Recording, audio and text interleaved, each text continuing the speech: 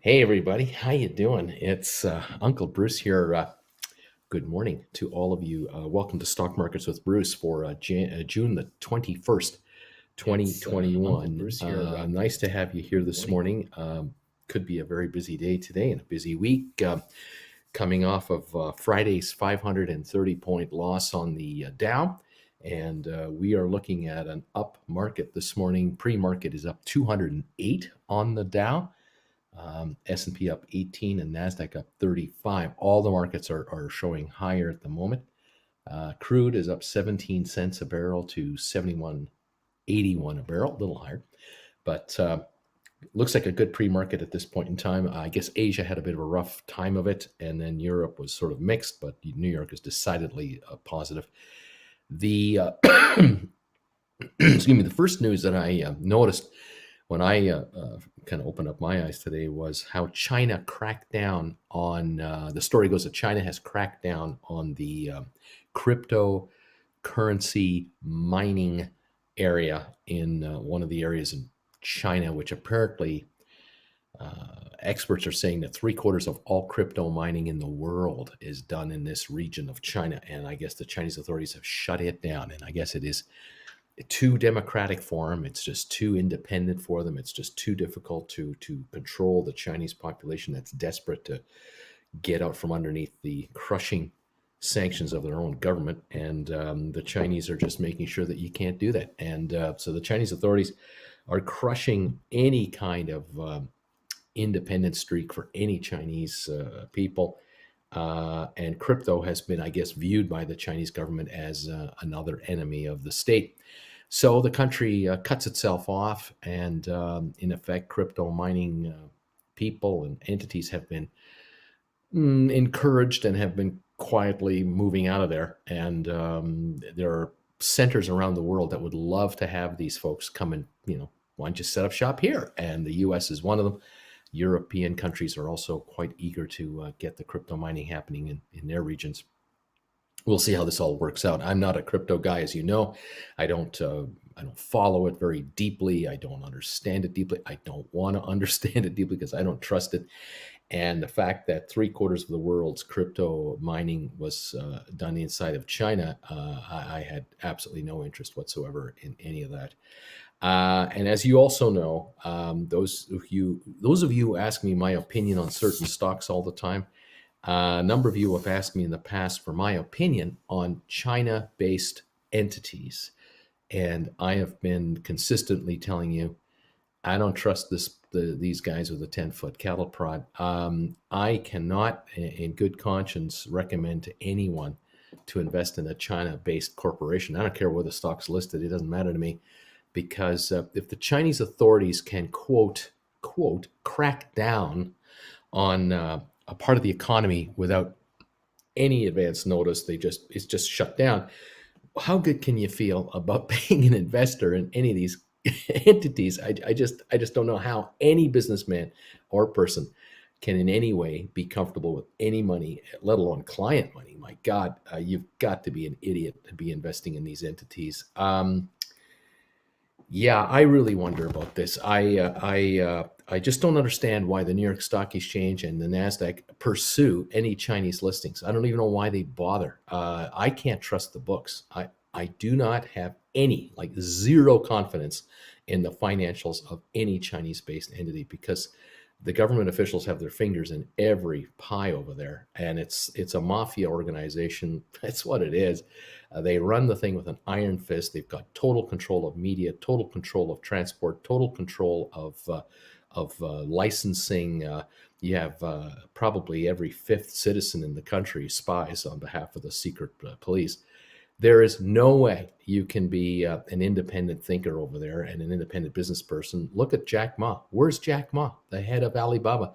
He's gone, erased from existence.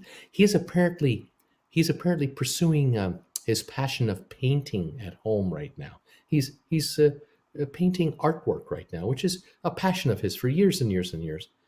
Yeah, right. The guy was an owner of private jets, could fly anywhere in the world, could do conferences all over the world, talk about the future of China relations, China business, and all. He is erased from existence. This guy is in effect under house arrest. No one will admit it. No one in the stock markets will admit it because they don't have the guts. And the bottom line is that this country has shut down these kinds of people and will continue to do so. They will crush them into oblivion. And if it's good for the Communist Party, great. If it's not, you're bad news. And I just would not want to be a relative of this poor guy, let alone Jack Ma himself. I don't want to be his best friend from high school and living over there, because you got to imagine that the life for these people have got to be a living hell, being completely surveillanced 24/7 everywhere you go, anyone you talk to about anything. It's all recorded, and they haul you in for questioning. It's just ridiculous. It's as bad as East Germany multiplied by a millionfold. East Germany was an absolute nightmare for East Germans. The East German Stasi was everywhere. The secret police of East Germany. 1 in 7 East Germans were paid informants of the East German secret police. 1 in every 7. So if you went to a family gathering of 30 people, look around the room, 4 of your relatives were informing the secret police on what was being said 24/7, all the time, no matter what, even in jest. You making a joke that's taken the wrong way, you're all of a sudden in trouble at your job and in your career and with your friends and family, and you're hauled into the police station for a chat. It's unbelievable. I'm not a fan. Hello, I'm not a fan. And so enough of all that. Let's move on to something else a little more enjoyable. Too bad for crypto. The cryptocurrencies are getting crushed. And I don't know what happens to the so-called crypto that's out there. I'm sure it's outside of the Chinese system by now, and it's held elsewhere. But what kind of tracking is being done by the secret police in China with regards to any national that trades in any way, any crypto, anywhere in the world? I have no idea. And these cyber attacks, you think you got problems with cyber attacks from the Russian side? You think about the Chinese side, the North Korean side. These guys have got army specialists. There are government employees hired by the armed forces to do crypto work and to put together ransomware and everything else and make it look like it's coming from China or Russia or somewhere else. Scary stuff. And again, I might be coming off as a paranoid old man, but sorry to say, I don't trust these guys. I don't. Here in Canada, we have a Chinese gal who is under house arrest in Vancouver now for 3 years because the Trump administration told the Canadians to arrest her in Vancouver. She was flying from Hong Kong or somewhere, Singapore to Vancouver, and then from there to Mexico or somewhere else. And the government of Canada had to arrest her under a treaty arrangement.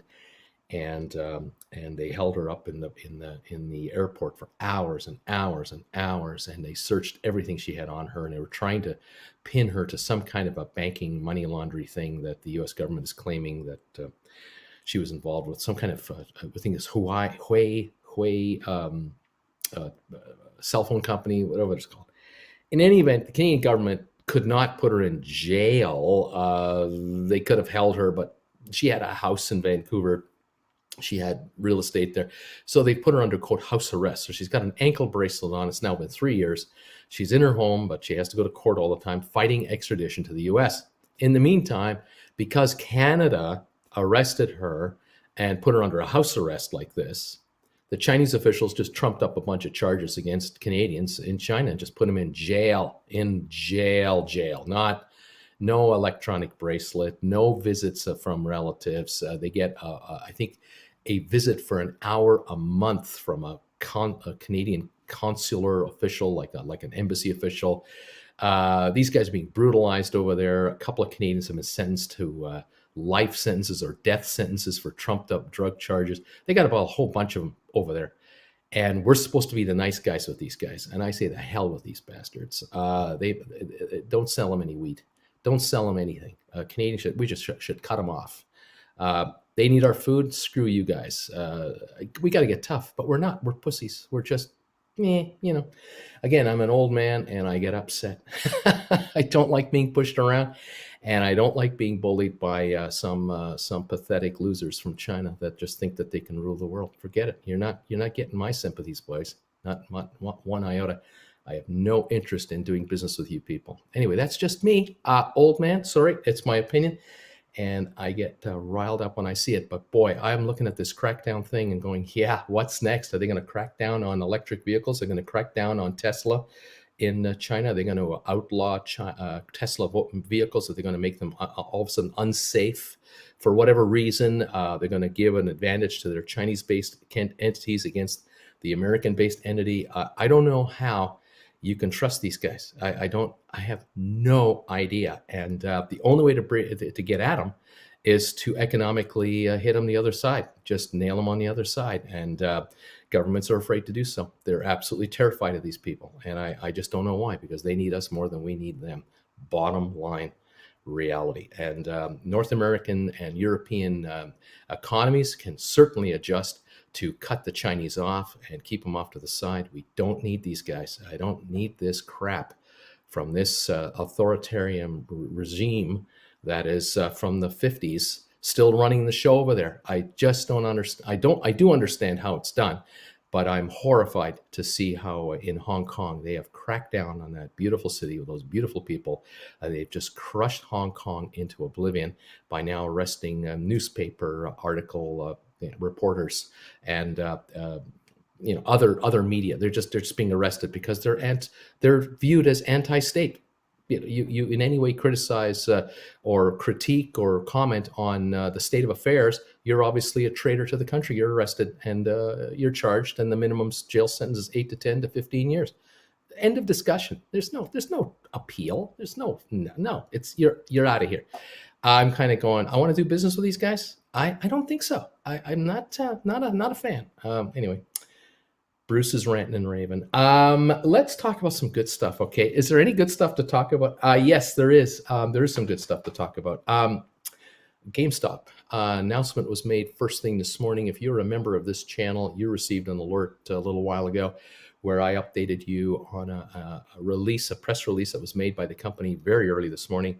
They have completed the house cleaning of former management of GameStop. Mr. Matt Furlong is the new CEO of the company. He joined the company today, his official first day, and he has been nominated to the board of directors. So he's now on the board of directors, and we say goodbye to Mr. George Sherman. He has resigned from the board of directors. He is no longer CEO. He's no longer director. He's out, and he will leave the firm with millions of dollars in gains. He'll have done fabulously well for himself.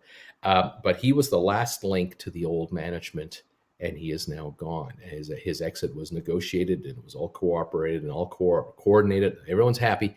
But now Mr. Cohen has total and full and complete control of GameStop as of this morning. It's now official. So there are the 6 directors on board of the company, of which 5 are independent. They say not employees of the company, so to speak. And then Mr. Furlong is replacing Mr. Sherman on the board of directors. The shares are up a little bit to $217.25, up $3.43. A little better.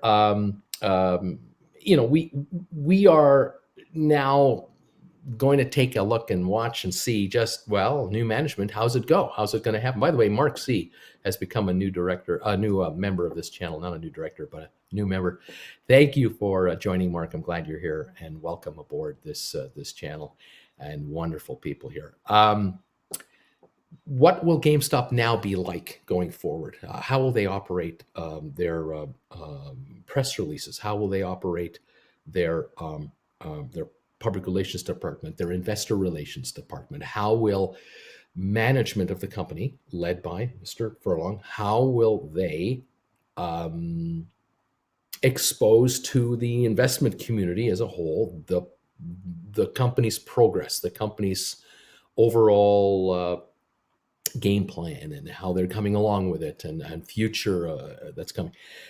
We have a lot to wonder about, a lot hopefully to look forward to, and hopefully this is, and I'm thinking it can't get any worse. It's not going to be any worse than it's been, because it's been a secretive, quiet little fiefdom for years, and now we've got this we got new people involved, and the chairman of the board has some skin in the game, a lot of skin in the game. He owns 13% of the company, and he could be worth multi-billions of dollars more personally if it goes right. And so he is motivated. He's 35. He's not 75. He's a young guy, and his team around him are in their 30s and 40s and 50s. So we have a nice young group of executives with experience, in various areas of the e-commerce world and so on.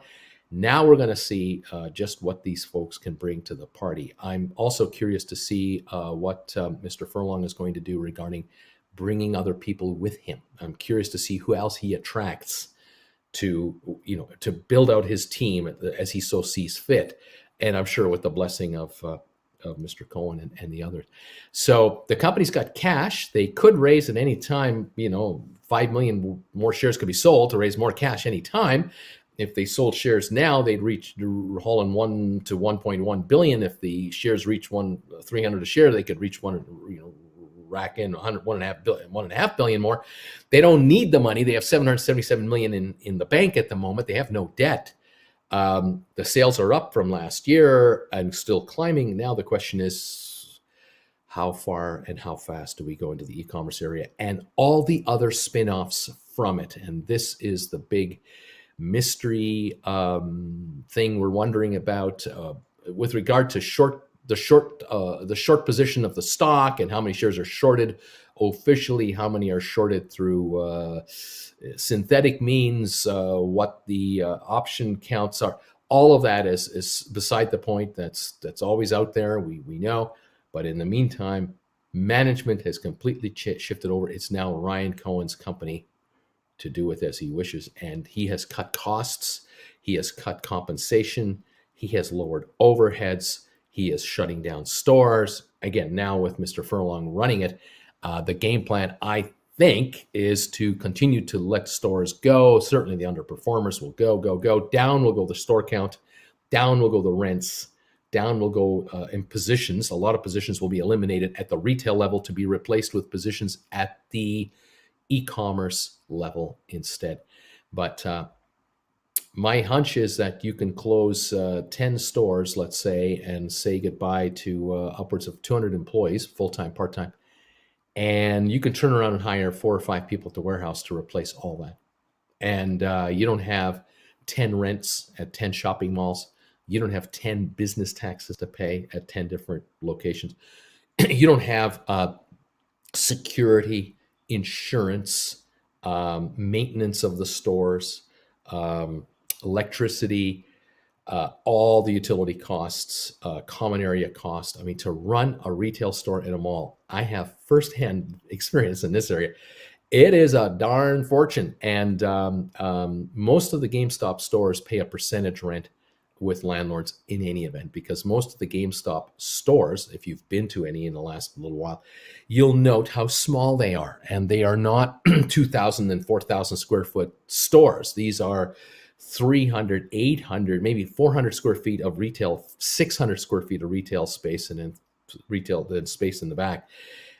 These guys are not paying 2,000 or 3,000 a month rent in a retail environment. You're talking about percentage rent on the gross. And I know that our friends at EB Games in Calgary, I had a store in a shopping mall in Calgary for a while, sports store, and just down the hall was the EB Games store, and they were maybe 800 square feet, 600 square feet. I had 1,600 square feet. They have like 800 maybe.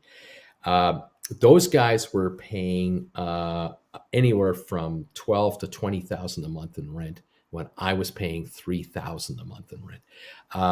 And it was a percentage deal, and they kicked my butt when it came to sales, gross sales. Their numbers were unbelievable. Their margins were lower. They didn't have as much heavy a markup as I had, but they had these gross sales, and the landlords, they don't care about your margins. They care about the dollars. And these guys were paying serious money. They were probably the highest square foot sales generator in the mall. They were outdoing the jewelry stores, which usually are your number one per square foot sellers of a shopping mall. Typically, a jewelry store will outsell all other retailers per square foot, unless you have an Apple store in your mall. Traditionally, it used to be jewelry. And that's why if you go into a traditional shopping mall over the last 40 years, 50 years, at the bottom of the escalator is the jewelry store, right in the middle of the mall, or at the top of the escalator, it might be a jewelry store. But generally, the highest traffic location of the shopping malls would be the jewelry stores. And you would have, in some cases, a mall that would be shaped like a star. You'd have 4 wings going out, and at the end of each wing would be a anchor store, and then coming in would be all your retailers, and then in the middle would be a circle where the big common area with escalators going to the second level. And right in that middle area right there, on each of the 4 wings would be a jewelry store. That's usually the way it went. And then you had the high-end women fashion shops from there, the high-end shoe stores, the clothing stores. And you could just see who the top rent payers are, because you'd go to the quiet end of the mall, down at the very end of the hallway over here, and that's where you would see the tailor, the hairdresser, the dentist's office off to the wing over here. That's the low rent district. The high retail district was right in the middle. And it could be that on the second floor would be the food court up there. And a lot of folks would, come on in the mall to the bottom level, go to the top food court, and then walk the whole mall. And they would have to pass the jewelry stores at least twice, coming in and leaving. And they got double the traffic that anyone else got, and they paid the bucks. GameStop would be on one of the levels. They could afford to be right beside the jewelry store, but they didn't need to be, because they were a destination retailer. People would come to the mall, especially the customers of GameStop. They would come to the mall knowing where the GameStop store is inside the mall, and they would park their vehicle closest to the entrance, closest to their GameStop store. Now, the malls got smart. They're always sharp. They know how to lay out their footprint. They lay out their footprint in such a way that parking is available for the mall, but where you enter the mall will be perhaps the highest traffic spot, where, again, they can charge the highest rent. And so they have the base rent right off the bat, and then they have the percentage rent on top of that. And in the case of the GameStop store, you might have the jewelry store at position number 1, and about 4 or 5 spots down would be the GameStop store. They wouldn't be at the end of the hall. They would usually be towards the middle, keeping the rents around them up as well, because the landlord would be saying to the shoe store, well, you want to be beside the GameStop store, because that's where all the traffic is, along with the jewelry section over here. And so certain areas, that the core of the mall would be the high-end rent district, and it would also be the highest per square foot or percentage rent district as well. And jewelry stores had high margins. They can afford to pay higher rent. Not that they want to, but they can, and they know they have to, because everybody knows the business. In the case of retail landlords, they know jewelry stores do well on a per square foot basis. And if you buy a necklace for $2,000, a diamond necklace, $2,000, that necklace might only run about $400 to make, if that. So the margins are huge. And so jewelry stores having a 30% off sale, 50% off sale, boring stuff. They're barely touching their margins. Where GameStop never had a 50% off sale all the time on everything in the store. You never saw that. They can't do it. They don't have those kinds of margins.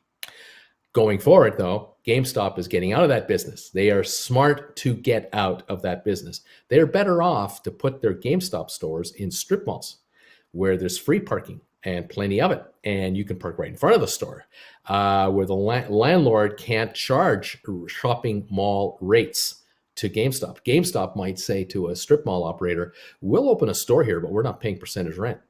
Otherwise, forget it. We'll just go until we find a landlord. We're not going to talk to you. We'll talk to somebody else.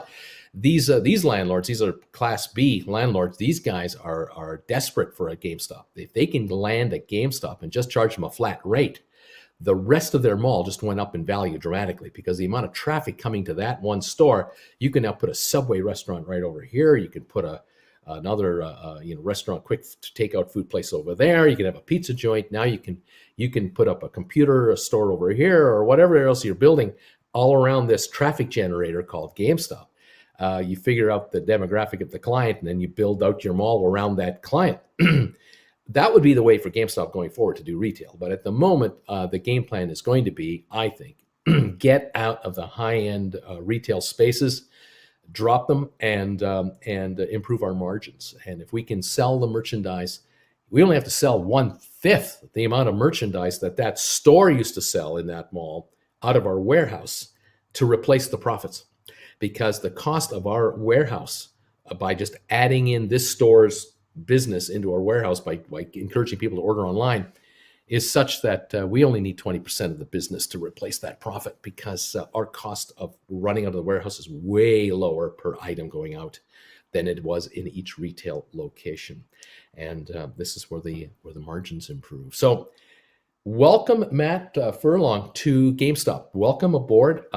Wish him all the best. Hope he's being given carte blanche with this new chairman of the board. I'm sure he has, that they are probably seeing eye to eye that we are on it. We are going to run this baby, and we're going to take this company to a whole other level.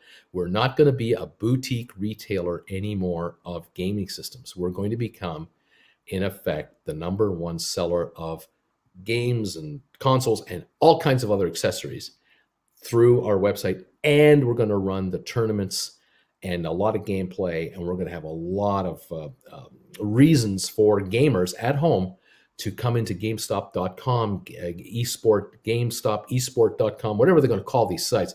They're going to be able to pop into one site and then link into all these other spots that they can, quote, play at, compete at, and you name it. And I think they're going to do, I'm pretty sure they're going to do all right, but we have to see the final result, don't we? And there's no other way to get around it. Ed Hawkins, thank you for becoming a new member of this channel.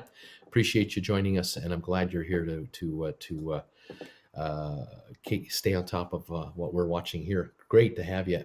We are now, what are we now? 33 minutes away from the opening. 33 minutes away. The Dow is up 209 points. Good start. S&P is up 16, and NASDAQ is showing a gain of 25 right now. And other stuff to talk to you about. Gores Holdings, GHVI, Matterport. Gores Holdings, Matterport. Continual good news coming out. The kind of news that just gives me that warm and fuzzy feeling, happiness. On the weekend, I did receive on Friday from a number of you who watch me, you sent me links to the announcement, or I guess not an announcement, more of a, I guess it's a filing alert or something like that. I don't know what else to call it, from the SEC, that basically says that Gores Holdings filings are now considered final.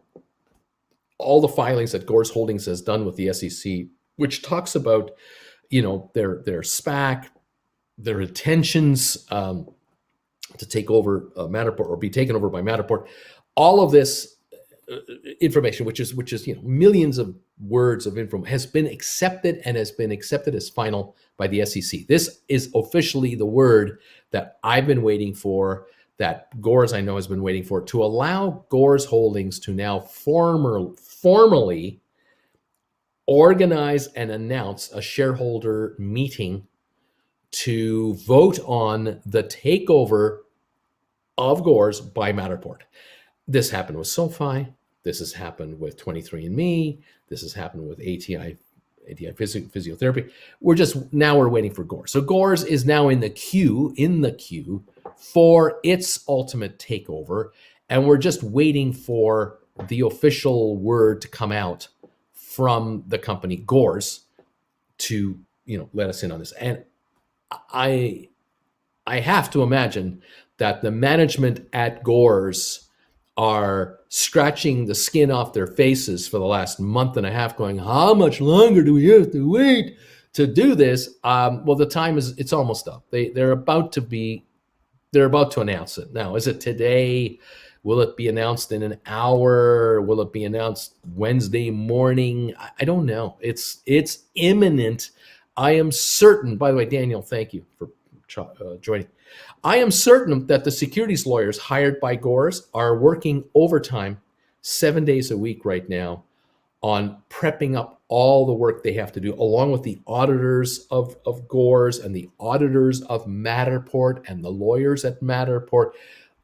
all of these people, from the chairman all the way down on both companies, are feverishly working behind the scenes with all of their advisors to get this done. And those of you who've received in physical form the actual proxy documentation of these takeovers, you know, by just looking and flipping through how many hundreds of pages. Somebody said 400 pages of legal gunk that they gotta create, that has to be approved. I mean, every word has to be analyzed, every period dot, every I dotted, every T crossed. We are talking meticulous filing procedures here to get this damn deal done. Just merge these two. Everybody knows what's going to happen. One's going to take over the other. It's going to be called Matterport. Simple. Let's go.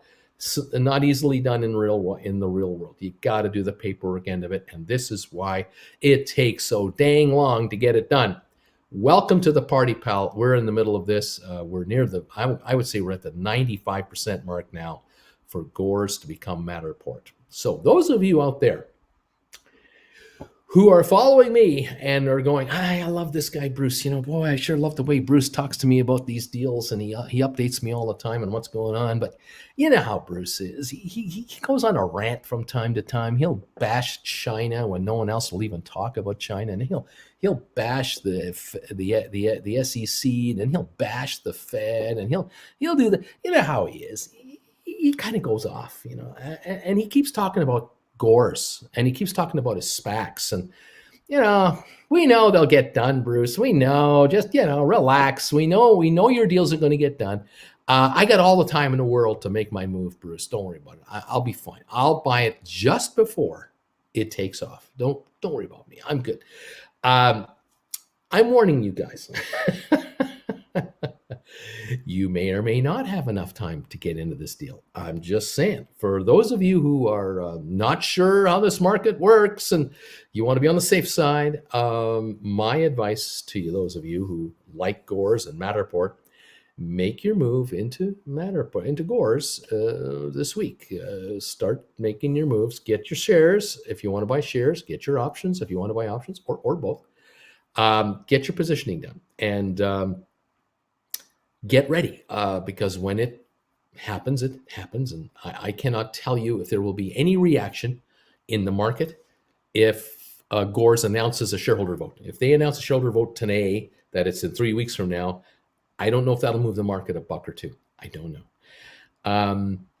When the company comes up, Gores, and says, we've announced our shareholder meeting, and we strongly urge all of our shareholders to vote for the meeting as the directors of both companies, could that move the market another $2? Maybe. I can't promise you that. Could there be analysts already coming out with guesses as to what this company will be like the minute it's listed as Matterport 6 months from now, a year from now, and 2 years from now? That can happen. I think we had one of those this morning. I think there was some analyst wrote something about it. That could move the market a couple of bucks. Again, I don't know. Anything is possible, because at the end of the day, the only stock that's free trading are the shares that were issued to the investors at $10 a unit when they went public about 6, 7, whatever months ago. Those are the only shares that are trading, and those are the only ones that are going to be trading upon the completion of this merger. All the insiders of these two entities will not be allowed to trade their stock for quite some time. Only you guys can trade it. And so if a number of firms come out and go, I thought Matterport would be a pretty good deal, and I figured it would be a $12 to $15 stock once it was a done deal. That's what I thought. I'm wrong. Oh my God. In the last 3 months, has Matterport ever caught on fire? And I have to revise my numbers now to $24 a share. Will, an analyst so-and-so from house whatever come out and go, this company in 5 years is a $100 stock? I mean, I don't know. I don't see any analysts coming out, though. I do not see analytical releases coming out saying It's a dog. It's a $4 stock. Run for the hills. I don't see that. No, too much money being raised at $10 a share from too many deep-pocketed hedge funds, mutual funds, pension funds, and I just have the suspicion there's a whole lot more coming corporately with Matterport and Gore's Holdings. As soon as the deal is consummated, closed up, within a few weeks, announcements will flow, and there'll be many. So get in there. Get in there. Okay, so there's the old man rant for you on Gore's Holdings. To start the week, Uncle Bruce is ranting and raving. Oh my gosh, what's he doing? The Dow's up 225, S&P up 18, NASDAQ up 26 right now in the pre-market. We have 25 minutes to go before we open for the week. I welcome all of you over at 23andMe. Meanwhile, the shares are down 73 cents on Friday, down to $12.59. Pre-market at this moment, I'm showing $12.75. I've seen them as low as $12.70 or so, and I've seen them as high as $12.90, something like that. So they've been trading in a 10, 15 cent range. This is not even week number 2. They started trading last week. What was it? Tuesday, Wednesday, or no, Thursday, right? This is like day 3 of a public company called 23andMe or something like that. Early days. The second full day of trading for 23andMe was when the Dow went down 530 points. Talk about timing, but you can't control that. These shares here are, they haven't even started yet. Those of you who have purchased SPACs because I like them, and you've waited out the amount of time it has taken for these companies to become publicly traded now, as these, as 23andMe has become, I congratulate you that you've hung around this long and you're still here. And I am telling you, how much, you ask me, how much longer should I now give this stock to give me a return? I'm saying 60 days from the listing. You got to give it 2 months. Now, can it move this week? Yeah. Could it move today? Yeah. Could this stock be $20 a share in the next 2 weeks? It sure could. Is that as far as it'll go? No. It's going to go much higher. And why is that? People keep wondering. Because you have to understand that only $2 ago, at the $10 mark, Richard Branson put $25 million of his own money into the stock at $10 a share. The founder of 23andMe, she put her $25 million on the table of her personal money at $10 a share. These folks are in there at $10 a share, like you are.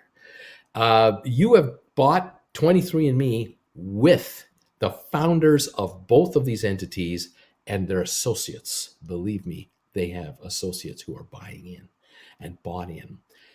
23andMe is well funded now, and 23andMe will likely in the next few weeks start announcing deal after deal after deal. You can count on this. They have probably been working now for 4 months behind the scenes on secret negotiations, on all kinds of arrangements and partnerships and everything else.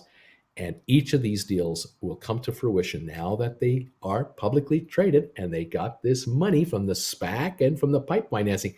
Now that they're funded, now that they're trading, now they can begin to speak through their investor relations departments what's going to happen next. And so we are talking super early days. Remember, folks, companies like 23andMe, SOFI, ATI Physiotherapy, Matterport, all of these private companies I keep talking to you about that are taking over these SPACs, every one of them have already been approached in the last, I would say, year to 2 years, maybe more than once, by different brokerage firms from New York, the large investor houses, for IPO financings, where the guys over at Goldman Sachs or JP Morgan may have approached a couple of these already and said, hey, if you ever want to go public on an IPO, we can talk to you about that. And they may have sent them a list of here's what we would do for you. Here's what would have to happen for this to be done on an IPO. And the folks in these companies have looked over the to-do list of what they have to do, how they have to organize their affairs, and what the Wall Street guys would do, and then how the show and tell would be done, and the presentation to all these institutional investors. There might even be primary financing be done, like pre-IPO financing would be arranged. then the IPO would be negotiated, and it would all work out with how many shares are sold to the public and at what price, the range. But we're talking about a time frame that can be anywhere from 1 to 2 years long. And it could well be that some of these discussions went down the road quite a ways 2 years ago, 3 years ago. But after a 3-month, 4-month, 6-month negotiation process, it just stopped. And the insiders of the public company didn't like the deal, or the investor group in New York didn't like the parameters of the deal, whatever the problem. And no hard feelings, because deals are always brought up. And what do you think of this? Nah, well, we'll try something else sometime. Talk to you in a couple of months. And off you go. The SPACs obviously came around where these companies looked at the SPAC deal and went, we like this deal, because no matter what the darn stock market does, no matter what the thinking is by people for interest rates or future inflation rates or whatever else, even pandemics will not stop a SPAC deal from going together. And these private company people are going in here going, we like the idea of coming into an existing public company and just taking it over on a reverse takeover. We end up with 87% of the company ownership with all this, with the value we have. We're billion plus in value, 2 billion, 3 billion in value.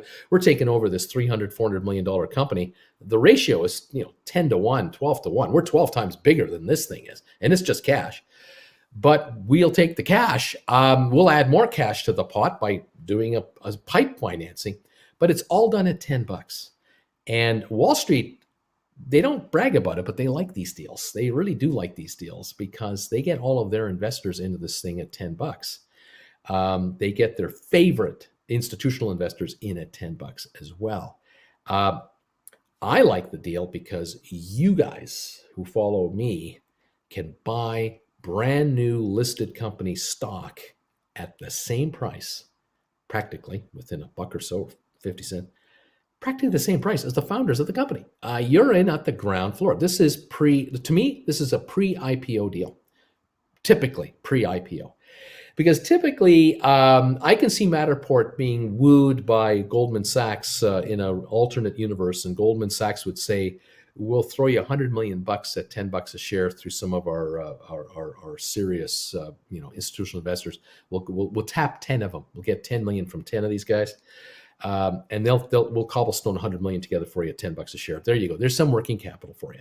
It's going to take a year to go public. Here's 100 million. Okay, this is your seed money. You keep doing your business." And what we're going to do now is put together the prospectus, and we're going to now pitch an IPO for you in this $25 to $35 neighborhood. We'll look at something like that. And if it works out, what'll end up happening is you guys will have 80 to 85% of all the stock you'll own, and the street, Wall Street, they'll own 15 to 20% of the company. But you will have this seed money, and you will get money from the IPO, which will be like, we'll raise you $700 million. You'll have $800 million, and you'll be a publicly traded company on the New York or NASDAQ exchange, and you own 80-85% of the company.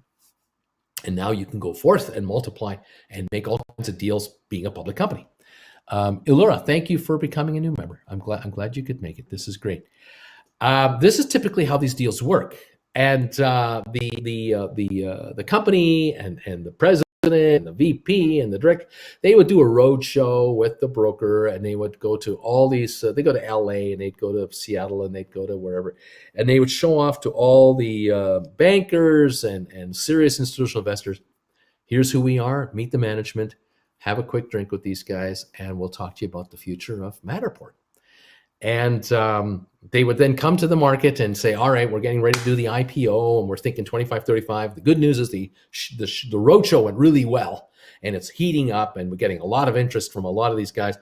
As a matter of fact, we think we can sell triple the amount of stock that you guys want to issue. So if you want to issue more stock, we can bump it up in the number of shares, and we can also bump up the price of the stock to get you even more dollars per share with more shares, meaning instead of raising you 600-700 million, we could raise you $1 billion, 1 billion, 1.2 billion.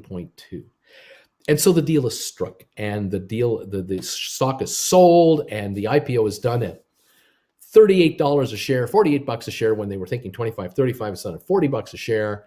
And they bring in $1.2 billion plus the 100 million they already got. And the company is funded. They own 80 something percent of all the shares outstanding, and we're on our way. And then the stock is called for trading. And you folks who watch me are now able to start buying the stock on the open market at 85 to 120 bucks a share, because there's a 3-to-1 demand for the paper. There isn't enough paper to go around. And so it starts at double, triple the price. And you now can buy Matterport at 120 bucks a share. How many would you like? Because you're buying those shares from, guess who? The guys who just paid 40. That's who you're buying it from. Folks who just paid 40 a share are happy to sell them to you at 120 the same day or within the week. And they're happy. And Wall Street is happy.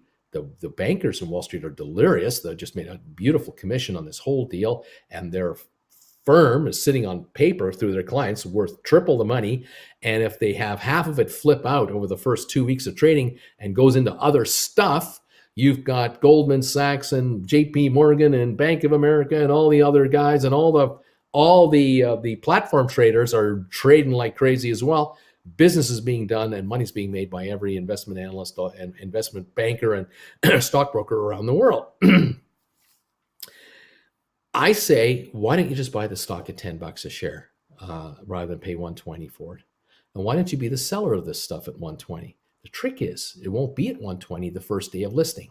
You may have noticed that, how the deals go through. SOFI gets done, and 23andMe gets done, and ATI Physiotherapy, they all get done, but the stocks aren't 120 bucks a share. Why is that? Because the investment bankers in New York aren't underwriting this deal. They are not flogging this deal to all of their retail clients across the world at this point in time. They don't have any reason to do so. They aren't getting any commissions from all the money that's been raised by these companies. 23andMe has already raised a bunch of dough. Matterport's going to raise a bunch of dough. It's all done through institutional investors on bought deals. It's over. It's done. And this company will list. These companies are listing with hundreds of millions of dollars in their bank accounts. They don't need an IPO to raise hundreds of millions of dollars. They can do it through a SPAC. This is why there are 500 SPACs out there. 500 SPACs sitting on $100 to $400 million each and more. And they're all shopping for the right private company to bring in. Matterport is going to be funded with $500 million the minute they start trading. They're in great shape. They didn't have to do a roadshow. They didn't have to worry about interest rate talk getting in the way of a deal. They didn't have to worry about a 530-point down day on Friday screwing up their IPO. Nothing like that. No, never have to worry about it. They're going through that SPAC deal no matter what, and it's going public. And for you, the price you have to pay is two prices. Number one, you got to buy the issue. You got to buy the stock and or the contracts, either way. Once you take your position, the second price you have to pay, time. You got to be patient now. You got your position, sit back. You have call options that don't expire until January. Good. You got the stock that never expires. Good. Now sit back and don't worry about the first couple of weeks of trading and going, why isn't it moving, Bruce? Why isn't it moving? It should be double. Don't you think it should be double by now? How high can it go in the first week? You got to just let it happen now, because the roadshow is beginning now. The exposure of SOFI to people who have no idea who SOFI actually is. The exposure of 23andMe.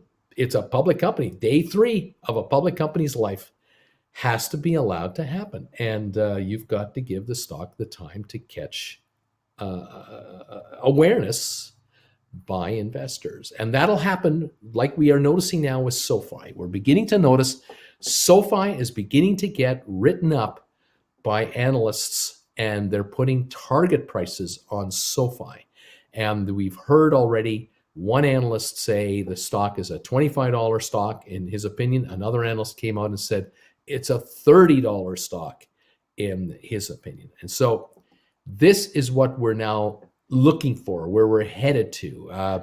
There will be the days, though, where the stock will perform or not perform. It depends on the markets. It depends on the mood of the investors. But as each week goes by, these former SPAC stocks, the formerly known SPACs that are now standalone public companies, will each begin to be covered and and recommended by various analysts going forward. And I can tell you that if 23andMe or SOFI or eventually Matterport and others, if they decide that they want to raise additional capital on a secondary financing to close an acquisition or a purchase they're making or whatever, they will be going to Wall Street. They will be going to Wall Street and saying, guys, we're looking to acquire company whatever. We can buy this thing for $1.5 billion. We need $750 million in cash, and we're going to issue $750 million in stock, restricted stock, to buy this thing. You're going to see Wall Street line up and say, yeah, we'll raise you $750 million bucks. We'll do this at $20 a share. Great. By bringing that company into your company, you've just increased your cash flow by 50%. You've just increased your earnings by 80%, because that's a profitable private company. It's now, those profits will now be part of the public company. Your stock trades at a multiple much higher than the company is worth privately. You might be buying it for 3 times its book value, but in your machine, in your public company, it'll trade at 30 times earnings, which could be triple what you're paying for it, is what the street will value it at inside this company. So yeah, of course we're going to issue stock at $20 a share. No problem. We got institutional investors all over the place who love this deal, and with this company and your company together, they love it even more, because the thinking now is that this could be a $40 stock just on this successful merger as you merge it in and grow it out together. Do you need another $500 million to fund this thing even further? Like, we'll help you buy it, but you want another $500 million so that you can now really jazz up the production that this company has had and really step it up? We can do that. How much money do you want? I mean, just how much? Just talk to us. So we got trillions that we have access to. How much you want? This is where you, as investors of these new publicly traded companies, are in at pre-IPO levels at $10 a pop, $15 a pop. And you're going to have a field day with these guys. So just stick around and enjoy the show. Hang on and tolerate the old man ranting from time to time. That's the price you got to pay. You got to listen to Uncle Bruce just going off on the Chinese. And let's make some money. Notice GameStop 218.65 now, a little higher, up 483 on the day. This is good news for GameStop. This is good news. The alert. Did you all get the alert this morning? I hope you did. You should have got the alert this morning. I was checking with you last week to make sure you got these alerts. I want to make sure you keep getting these alerts. There'll be more coming. If you're a member of this channel, you will get from time to time during off-peak, out of market hours, you might get alerts about stocks that I talk about here all the time. Or a new stock that I've uncovered that you should be taking a look at. If you're a member of this channel, you will get these alerts through the YouTube system, and you can go with it, dismiss it, read it, like it, whatever. But you got it, and you've got a head start on the channel as a whole. It was at least almost an hour before the market started that I was able to get this alert out to you. Regarding GameStop making the shift now on the board of directors. So Mr. Matt Furlong is in as a board member. George Sherman is now out as a board member, and he now can move on to other pastures. And Mr. Furlong is now in there as CEO and director.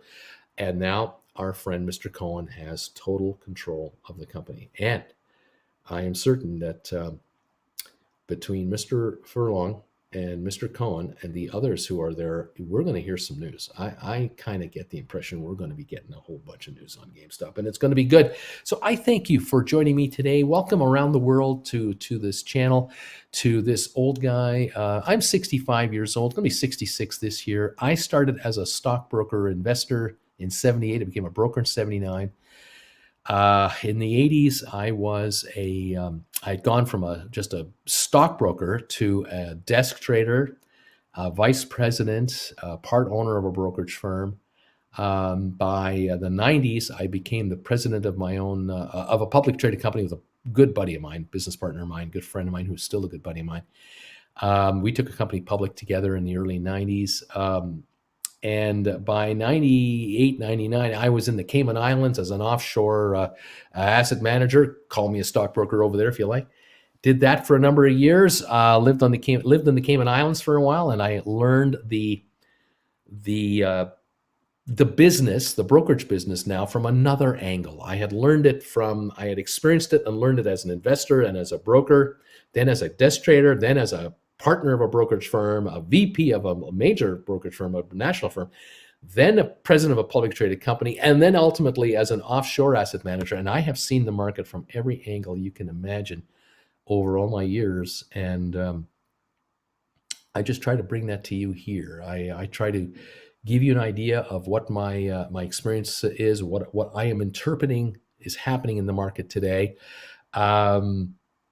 I don't own any stock. Again, I want to, for those of you who are new and you don't know, I want to make sure you understand this. By the way, Carlos, new member, you're in. Thank you, buddy. Thank you for joining us.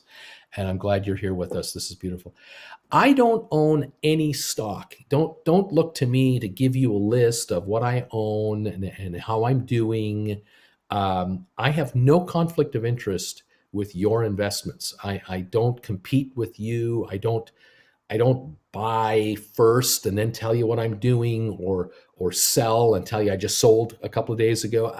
I don't own stock. I am just a YouTube creator with two channels. I have this channel, Stock Markets with Bruce, and I have my original, the first channel I created called Traveling with Bruce, that I created in August of 2017. And in 2 months, it'll be 4 years that I've been a YouTuber. I started YouTubing at 62. That's when I became a YouTuber. That's 95% of YouTubers are not 62 and older. I would imagine 98% of YouTube are not 62 and older. They're younger, way younger. So I'm an old man in a young man's game, or a young person's game. I compete with millions of other YouTubers out there for views and subscribers, but I don't compete with 15-year-olds putting on makeup. Although I probably could use some. I could probably use a 15-year-old to help me out with it. But that's another story, and I can always do a collaboration with a hot YouTuber who has millions of viewers. But I can tell you right now, a hot YouTuber with millions of subscribers wanting to do a collaboration with me, no point. None of those viewers will care what I have to say, and none of their viewers will care what my viewers are following. So there's no upside there. In any event, maybe the face can be a little prettier than it is now, but it'll only last as long as the makeup stays on. And as soon as I wash it off, you get this radio face, and that's all there is to it. In any event, I created 2 YouTube channels. This channel here is 1 year old, just a couple of weeks ago, just turned 1 year old. And I talk about the markets as I see them in plain English. It's the best I can tell you. It's the best way I can explain it to you. People ask me all the time, why don't you have all those fancy charts on your screen? And why aren't you up in the top corner up here somewhere? You know, that logo is up there. Why aren't you up there, like a little face up there? And then you have all this chart stuff over here. Why don't you do that? All these other guys do that. And the reason is I have no skin in the game on a personal level, and I'm not a technician. I can show you a chart of a stock, sure, but I can't interpret it like these other guys can. And some of you out there are technically oriented. You want this stuff, and I say God bless you for it. And good news is there's tons of YouTube channels where you can find it. But a lot of you are coming to me saying, you know, I listen to a lot of other channels about the stock market, and I try to follow it, but I listen to you, and you kind of are able to explain it to me. I find it rather complicated. And I admit to you, and I will confirm to all of you out there, it is complicated. The stock market is not simple. People think all you do is you buy low, sell high. What's the trick? What's the deal here? Yep, that essentially is what it is. It's kind of like baseball. Just grab a bat, get into the batting box, and let the guy throw a ball. And as soon as you like the pitch you hit it and run around the bases. How hard can it be? I mean, anyone can do it, can't they? Tennis, just grab a racket and a ball and just hit it and just get it over the net. What's the big deal? What's so complicated about that game? Golf, just hit the ball and put it on the green and put it in. There's nothing to this game. Same with the stock market. What's the big deal here? There's nothing to this. Just buy low, sell high. Easy. And for some people, that's the way they view it. What can I say? Glenn Winman Glenn, thank you for the PayPal donation. It just hit my system. It went bloop, and there it is. Thank you for the donation. I appreciate it. It's not that simple. And I try to make it as simple as possible for you to follow, because there's a lot of stuff about the market you don't have to know. This is the good news about those of you out there who are saying, gosh, I'd like to invest in the market, but boy, I'm really nervous. I don't want to hit the wrong button when I try to buy something, because I might buy the wrong stock, or I'm paying the wrong price, or I'm buying the wrong thing. Bruce, can you make it simple so I understand? Is there a hope for me? Is there a hope for those of us who consider ourselves singletons? We're just simpletons. We're simple people in a complex world. Is there any way out there you can help us navigate this incredible, complicated marketplace, so that we don't make huge mistakes and get ourselves into real trouble when it comes to investing in stock or whatever else? And I say, yes, we can do that. We can definitely make it simple. I like the KISS method. The KISS is keep it simple, stupid. I really believe in that. And I will work as hard as I can to try to make this market as easy to understand as humanly possible, so that you too can make money in this market. Jude McConkey, thank you, Jude, for joining us. I'm glad you're here. Thank you also from Lon somebody. I only got the first. I can't read the full name. Lon Nicolos. Thank you, Lon Nicolos, for your donation on PayPal. I just got it. Sometimes I see the whole name, and sometimes I only get a fraction of a name. Thank you for that. I appreciate it. And Jude, welcome to the channel as a new member. So if you want to hear about the markets in plain English, I hope I'm your guy. You'll, again, notice this screen, all right? It's just my ugly mug. It's just me sitting here using hand gestures, facial expressions. This is it. I will occasionally show you photos of my wife, my Jennifer Aniston look-alike wife, Jennifer, Auntie Jen. Here's a shot of her. I was at a Costco a while ago, and I saw a photo of her being utilized at an advertisement, and it just shows you the kind of money she makes on the side. Here we were the other night. No, only a few months ago, we were out on the town, and I'm a happy guy. I mean, look at my hot wife. You think I'm lucky? You darn right I'm lucky. Look at that. She's got a hold on me there. She won't let me go. I tell you, how can a husband like this have any issues in life whatsoever? And then here's the fantasy shot of all time. There's the Tesla I hope to get someday, and there we are together doing these publicity shots. I mean, this is what we wear here in Creston when we go out of the house. So we like to go out, do some grocery shopping, and head over to the Tim Hortons and get a little coffee. And Jen, she likes to tease the world. She'll get a little dressed up, put on a little outfit. And, but at the same time, she wants to be practical. So, she had her purse, because that's got her phone in there. And, she's got her debit card. So, we can pick up some groceries and stuff. No problem. And it's all good. We do enjoy life, and we enjoy the amenities that Creston has to offer us here, a little town of 5,000 people in British Columbia, Canada. And, we don't overdress on these occasions. She'll wear that little dress outfit to the grocery store so that she won't be too hot, not too cold, and yet portray an image that is suitable for this channel and our thoughts and beliefs. We, after all, we are Hollywood North. Anyway, so there you go. Thank you all. On how it goes. So thank you all for being here. Let's get started with the markets. I think we're open, and enough of the chicanery and craziness. Welcome one, welcome all.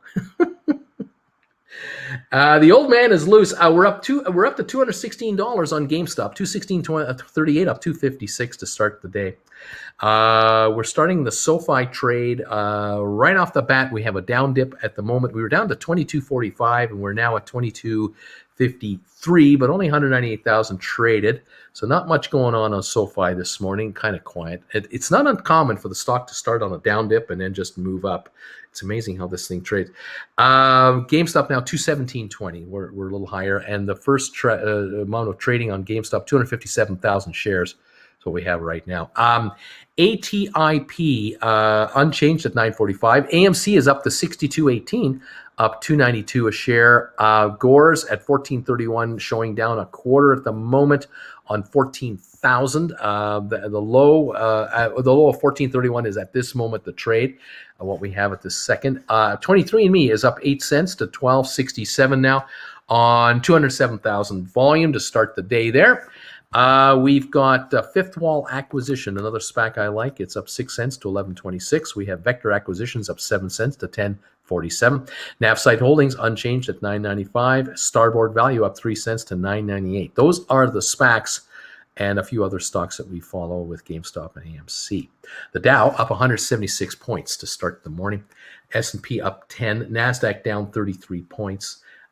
Interesting that NASDAQ was up all morning and is now showing a down dip, but it's a slight 1/5 of 1%. No big whoop there. GameStop, 216.77 right now is what I'm looking at. The range has been 215 to 218 so far, so it's right in that range. The word is out that Mr. Sherman is no longer director of the company. He is no longer the CEO, of course.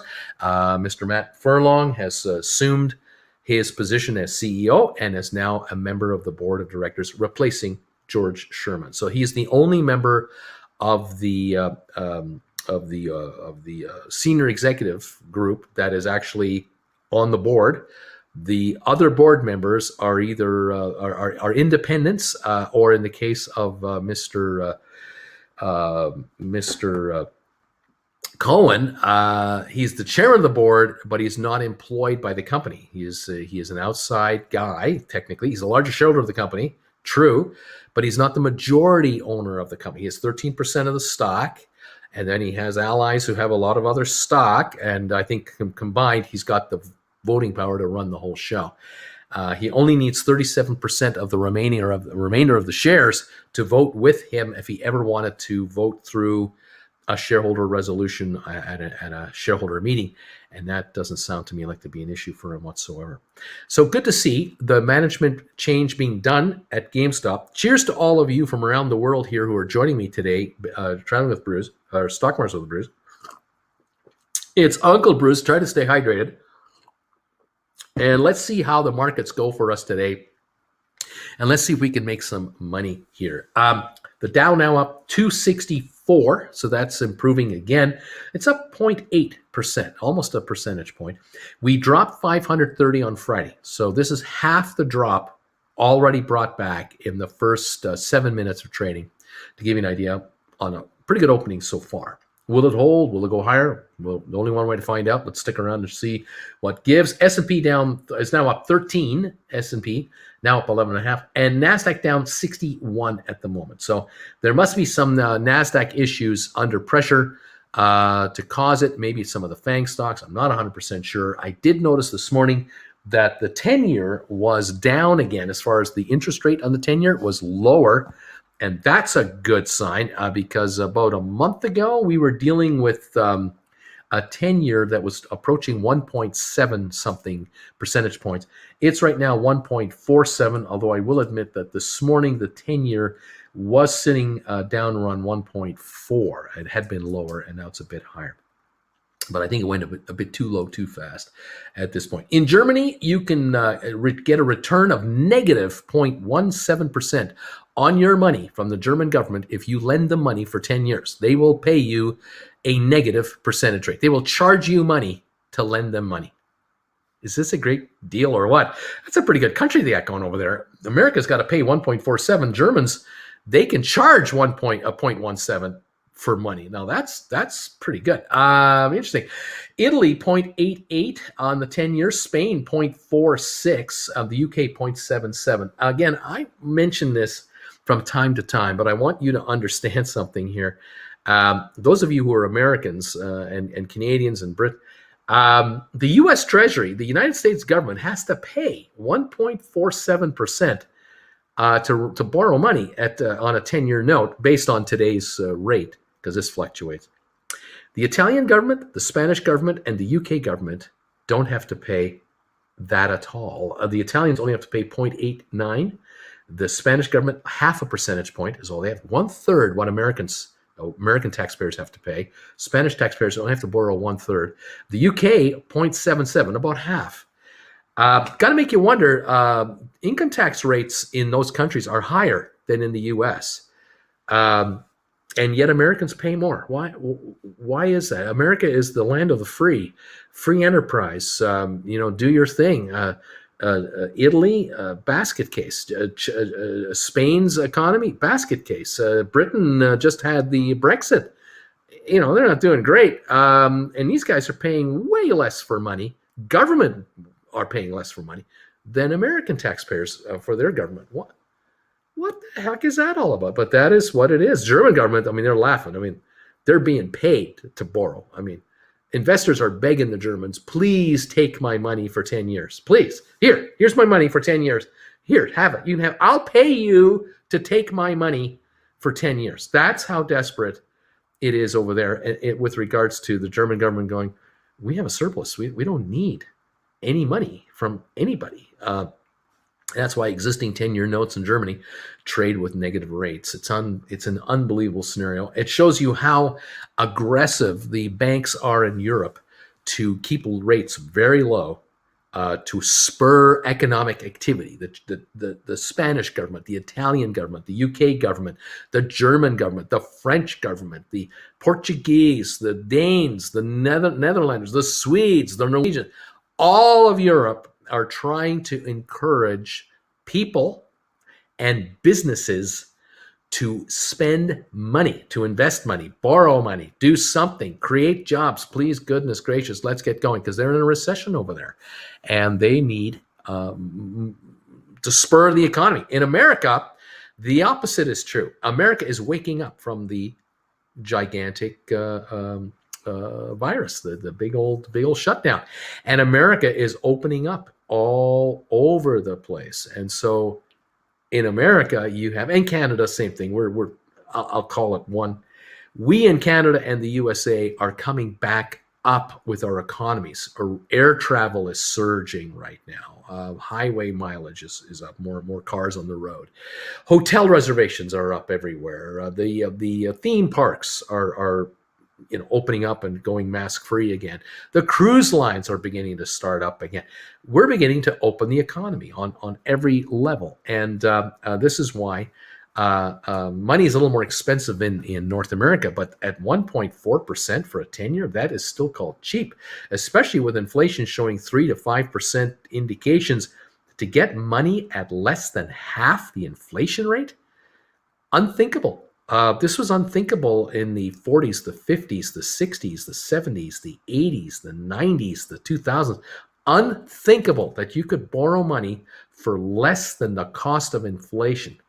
That generally doesn't happen, or it would be very closely tied to it. Within 5 percentage points or 10 percentage points would be the differential, not 50% less or 70% less than inflation. There would be no way that can be done. The only time the interest rates in the United States would be less than the rate of inflation is when the Federal Reserve of the United States, the government, government of the U.S. and the Federal Reserve, the Treasury, wanted to get business going again. They would lower the bank rate to the banks, which would lower the prime rate to you and I, to encourage us to go get a car loan, go out there and buy some furniture. They would encourage furniture stores and furniture factories to go to their bankers and borrow a bunch of dough at lower prices and offer cheap financing for their furniture at their furniture stores. And you'd go to Lazy Boy and buy a brand new recliner for $1,500 or a new couch in the recliner for $1,500, and you'd get it for 5% interest rate when it used to be 12% interest rate. And Americans would flock to the Lazy Boy store because it was nothing down and 5% interest, no payments for a year. Remember those deals? You could get furniture with no payments for the first year, or don't make a payment until 2022. January the 1st, 2022, by the way. It's only a 6-month deal, but it's 6-month interest free. Here's your furniture. You'll start making payments in January. And by the time you figure it out, you're actually paying a higher interest rate than they're saying, because you're squeezing in the payments in the back half. It's all complicated, but at the end of the day, this worked. Dropping rates and showing flooding the market with more money would get business flowing. This is the old way of getting economies going. In a pandemic, all you have to do is lift travel restrictions and let people go wherever they want, visit their neighbors, and head to the mall and go to the food court and enjoy your life and have fun again. And that's what Americans crave, and Canadians too, and of course Europeans and all. And so the world is coming back. The economy of the world is coming back. But in Europe, it is not strong enough for the liking of European governments. They're not happy right now with the lackluster rebound. They're not happy at all. Plus, with virus variants out there, they're delaying full-blown reopenings. Where in America, it's like we can't open fast enough. There you go. We've got the GameStop right now, 214.98 right now. We've got the U.S. market, the Dow up 280 points. We have S&P up 18. We have the NASDAQ now down only 24. So NASDAQ is coming back. And the GameStop 214.48. The low of the day has been 213.16. So we just recovered from that. We're still up 68 cents on the morning. SOFI 22.60 now, down 44 cents. That has bounced back from 22.22. So this is a 38-cent bounce back already. Nice sharp bounce back. Had a sharp drop and a sharp bounce back to be down 44 on 491,000 shares. Not an untypical pattern for SoFi in the morning. ATIP down 7 cents to 938, low of 937 on the day on 74,000 shares. The cheaper this gets, the better the deal. And if the stock is down around this $9 level, you can buy options if you want, but you can also buy the stock. And the stock has no expiry date on it. And if the shares go to $15, you're up more than 50% just on the stock. However, if you can grab yourself some $10 call contracts for as far out as you can go, or if you can pick up some 750s, or eventually there will be 8s and 9s available, keep an eye on those contracts, and you may want to scoop some of those up as well. AMC, $60.40, was as low as $59.63 just a few moments ago. Now $59.81, by the way, so it is at the right around the low. High of the day so far, $63, 27 million shares. That's what we had on AMC so far. Gore's Holdings at $14.34, a low of $14.03, so it's bounced back 31 cents in the last 10 minutes, and it's still down 22 cents on the day on only 86,000 shares. We're waiting for Gore's to announce officially the shareholder vote. And I don't know what the deal is with Matterport. That's a private company. They'll announce their shareholder vote however. That'll be with, of course, the owners of that private company. They can do it their own way. Gore's has to do the official SEC notification of a shareholder meeting, and they have to do a filing. We're waiting for that to be drawn up, and I'm expecting that at any time today, tomorrow, this week, I hope. Soon. We're just waiting, and as soon as we know, we'll pass it on to you, and away we go. $14.35 right now on the stock of Gore's, down 21 cents, low of $14.03. So that's bouncing back at the moment. 23andMe, $12.18 a share, low of the day, $12.07, now at $12.21, volume 540,000 shares. We'll stand by for updates on 23andMe. I'm sure corporate updates are coming. Fifth Wall, $11.19, down a penny. Vector up a nickel to $10.45, and Navstar unchanged at $9.95, and Starboard at $9.98, up 3 cents. Starboard, Navsite, Vector, Fifth Wall. Those are the four SPACs that have not announced a shareholder vote, along with Gore's, not yet. These four will likely be the last four to become regular publicly traded companies. Fifth Wall being, I expect, the last of them, because it's the latest stock that I've added to the to my favorite list for you. They I think are at least another 2 months away, because it's about 40 days into their deal now. And I'm sure that they are cranking out the documentation as well behind the scenes to become Smart Rent. They're going to be known as Smart Rent going forward. All right, GameStop now at $212.05, down 177 on the day. This seems to be the low level range of 211.64 was the low trade for a moment, and right now we're $212.42, down $1.42. That's what we have on GameStop right now. AMC 59.77, still up 51 cents, but under the $60 level at this moment in time. Mr. Seneca is making a comment. Thank you for the donation. We discussed writing GameStop calls January 2022. Thoughts about longer out, Jan 2023. The 550s are asking 80, clears 24 grand on 3 calls for free up for other investing. Yes, those of you who own GameStop shares, I have mentioned this to you on the air here. I've mentioned it in private when I talk to you individually. You can take advantage of this stock's incredible option premiums, including AMC as well. I've mentioned this on AMC as well. The premiums that you can earn by writing call contracts are just stunning. And for those of you who are worried about the term of, I don't want to lose my stock on GameStop if it's going to go to 1,000 shares, I don't want to lose them. You have to understand something, that when you offer a contract, you write a call contract, you are setting the price for that call contract. You can write any one you want, whether it's a contract that expires as early as this Friday or next Friday or the Friday after that. If you're going to write a contract that expires in the next 3 or 4 weeks, you can't write $600 contracts and get big money for them, because you're asking the stock to do way too much in such a short period of time. However, with the stock at 212, you want to write $250 call contracts for next Friday or the Friday after. You can still bring in some premium money. On this example right here, if you have several hundred shares of GameStop and you are thinking of writing a call contract in this 500 range, 600 range, 550 range, 450 range, whatever, you could write January 22s as an example, giving the option buyer 6 months of time to make this option work. You could consider this where you can say to yourself, well, if I can bring in, say, just $50 a share for my stock for, say, 5.5, 6 months, that's about $10 a month for my stock that I'm getting paid to offer it at this really high price. You bring in $50 a share or $60 a share, $70 a share, you can bring in some nice coin, which you can use right now. The money will be in your account instantly. You can immediately turn around and pick up Gore's Holdings contracts or shares, or you can buy 23andMe stock or contracts, ATIP, or any of the other SPACs if you wish, to diversify your holdings using existing assets without any fresh cash. You're literally just using the cash from an option sell where you're saying to the market, hey, you want my GameStop at $500 a share for 6 months?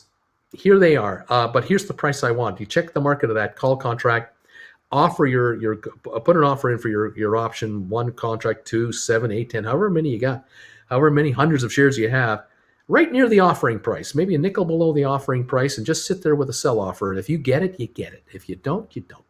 And you get taken out at $60 a share. I'll just make up a number. You get taken out at $60. That's $6,000 for 1 contract.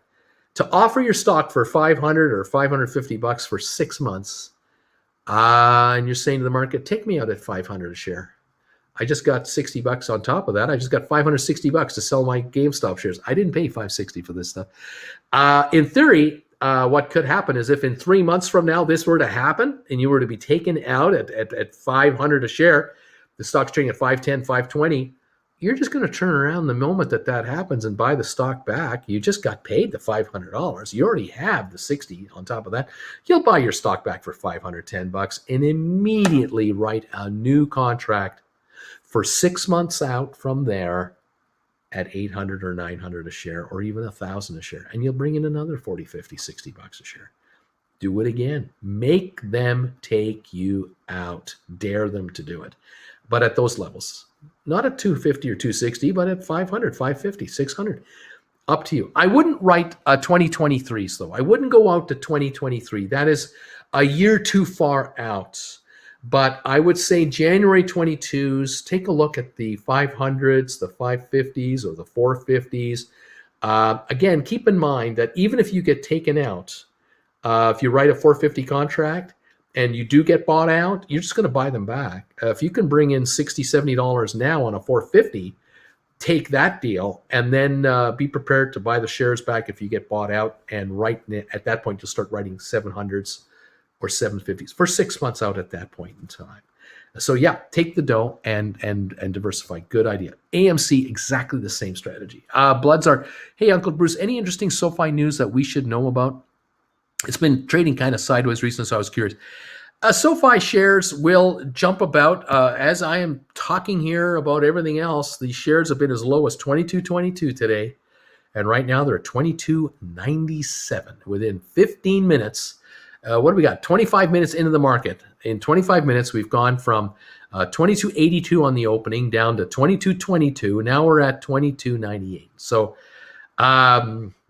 look at the stock. I mean, it's a mover. It is 600,000 shares volume so far at 22.98 now, threatening the $23 mark yet again.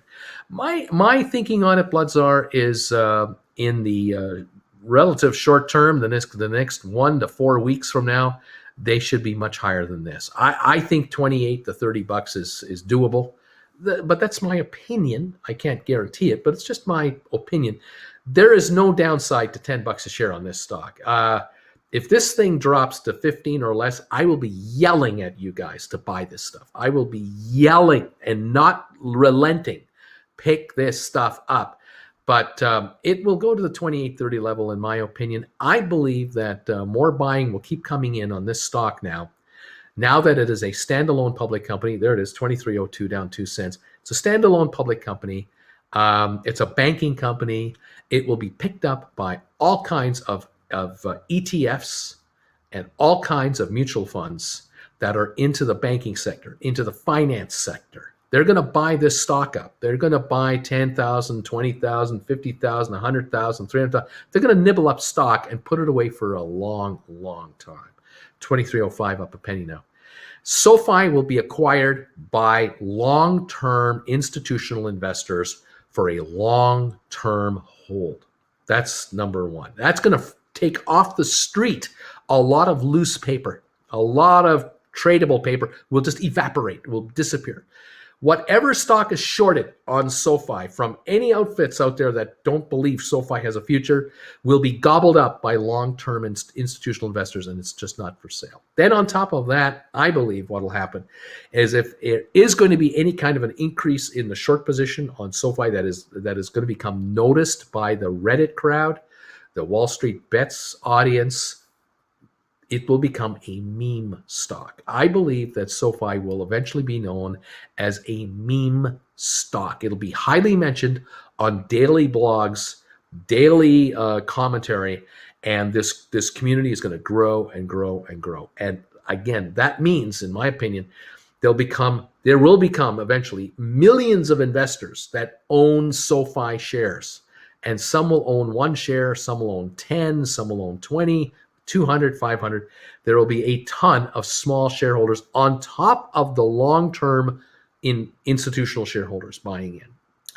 Thirdly, I just don't see insiders of SoFi wanting out. I don't think they want out. I think they're going to want to hold what they got, and they're going to want to get more. And I just see the insiders looking at this as a 3-handle stock. This is a $100+ company. Whether it's a year from now, 2 years from now, it doesn't matter. They have jobs with this company. They're not going anywhere. They're going to want to put money into this stock at these introductory prices of $23 a share. This is chump change compared to where it's going. The problem with it is, it's not a problem, but the reality is it's not known. SoFi is not yet known by probably 90% of the market out there doesn't know who SoFi is. They don't yet get it. They may have heard the term SoFi. They don't know what it means. They don't know that SoFi, the public company, represents an online banking entity that is growing with a ton of new customers every month. By the end of the year, it is estimated that it'll be 3 million customers of this bank, online bank. And that's only the beginning. Within 5 years, it could be 10 to 15 million customers. These guys don't have branches in every small town in America, and they won't. They will not have branches all over your town, county, state, Nowhere. You're not going to find any SoFi branches anywhere. It's all online. That means they can run their business from their headquarters and not have all these retail locations like Wells Fargo and Bank of America with hundreds of thousands of employees and all these rents and all these expenses of local branches. They don't have that. They will be a bank that will generate revenue from the juiciest part of the bank business and avoid all the expenses of the bank business, which are retail branch location expenses. They don't have this to worry about. 23.12 on the stock right now, up 8 cents. So that's my comment on SoFi. Pick it up, get your stock, buy contracts on this stuff, buy call options on this stuff, and sit back for a $30 level to start with, and then a 40 and a 50, and they're on and they're on and they're on. We've only just begun. Nice to have you here. GameStop 213 down 39 cents. GameStop reached 210 and now it's back to 213. So we're not going down very much here from what I can tell you, from what I can feel as I see it. ATIP 941 down now 4 cents. It was down to 937. It's now 941. AMC back over $60, 60.48. Gores 14.53 down 3 cents. That's it. The low was 14.03. That might have been your dip for the day. I don't know for sure, but it's coming back. 97,000 shares. That's all it took for the dip, and now right back, just about even. 23andMe at $12.30 a share, down 29 cents. The low was $12.07, so it's 23 cents off the low. It's now down 29 cents on the day on 678,000 shares. Folks, you've had a little bit of a dip to start the day, and I hope you took advantage of it. Over on the other SPACs we're following, Fifth Wall, 11.15 down a nickel. Vector up a nickel to 10.45. Navsite down a penny at 9.94. Starboard up 8 cents to 10.03. Starboard, that's a little pop there on 32,000 shares. Very happy to see that. Vanik Vectors, the SMH, that is the ETF that I follow, computer ETFs, computer chips and so on, up 31 cents to 247. This is the kind of stock you buy here and just put it away, and you will do just fine. Home Depot up $4 today. IBM up 226 today. Nice recovery to 145.38. The Dow is up 357 and climbing again. It's at the high of the day right now. Microsoft up 94 cents. Apple is only off by 15 cents and climbing quickly. It was as low as 129.21, now 130.38, and coming back on again. Tesla down $7.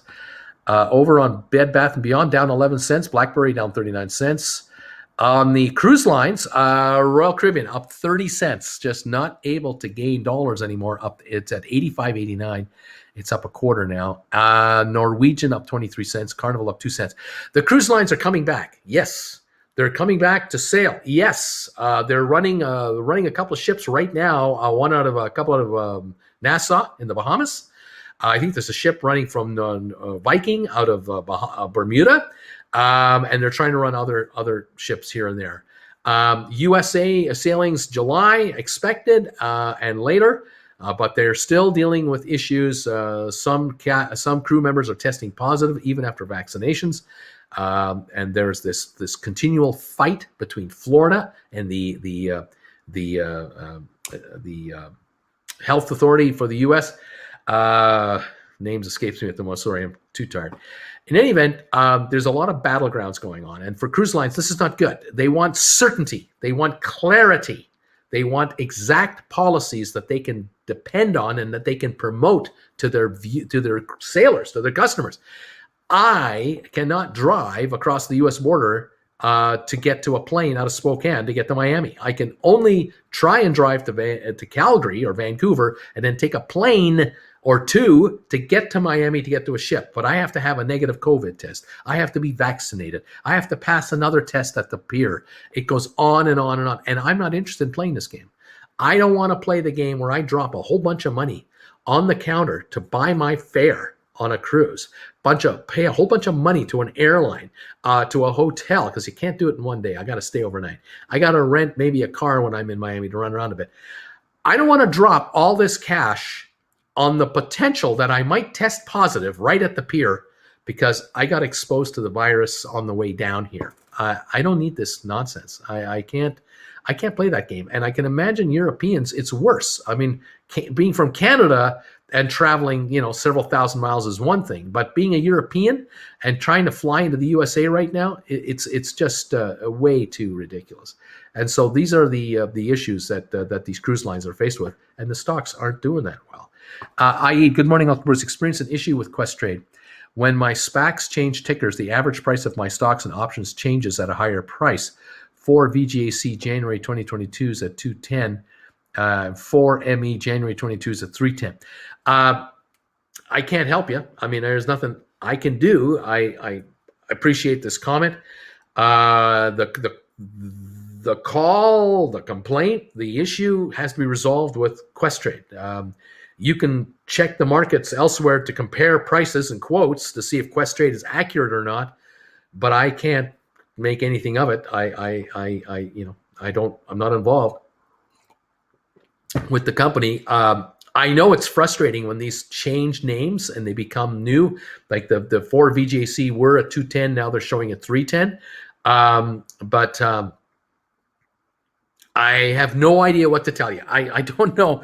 There's nothing I can do to resolve this for you. That's the problem. And so it's not pleasant.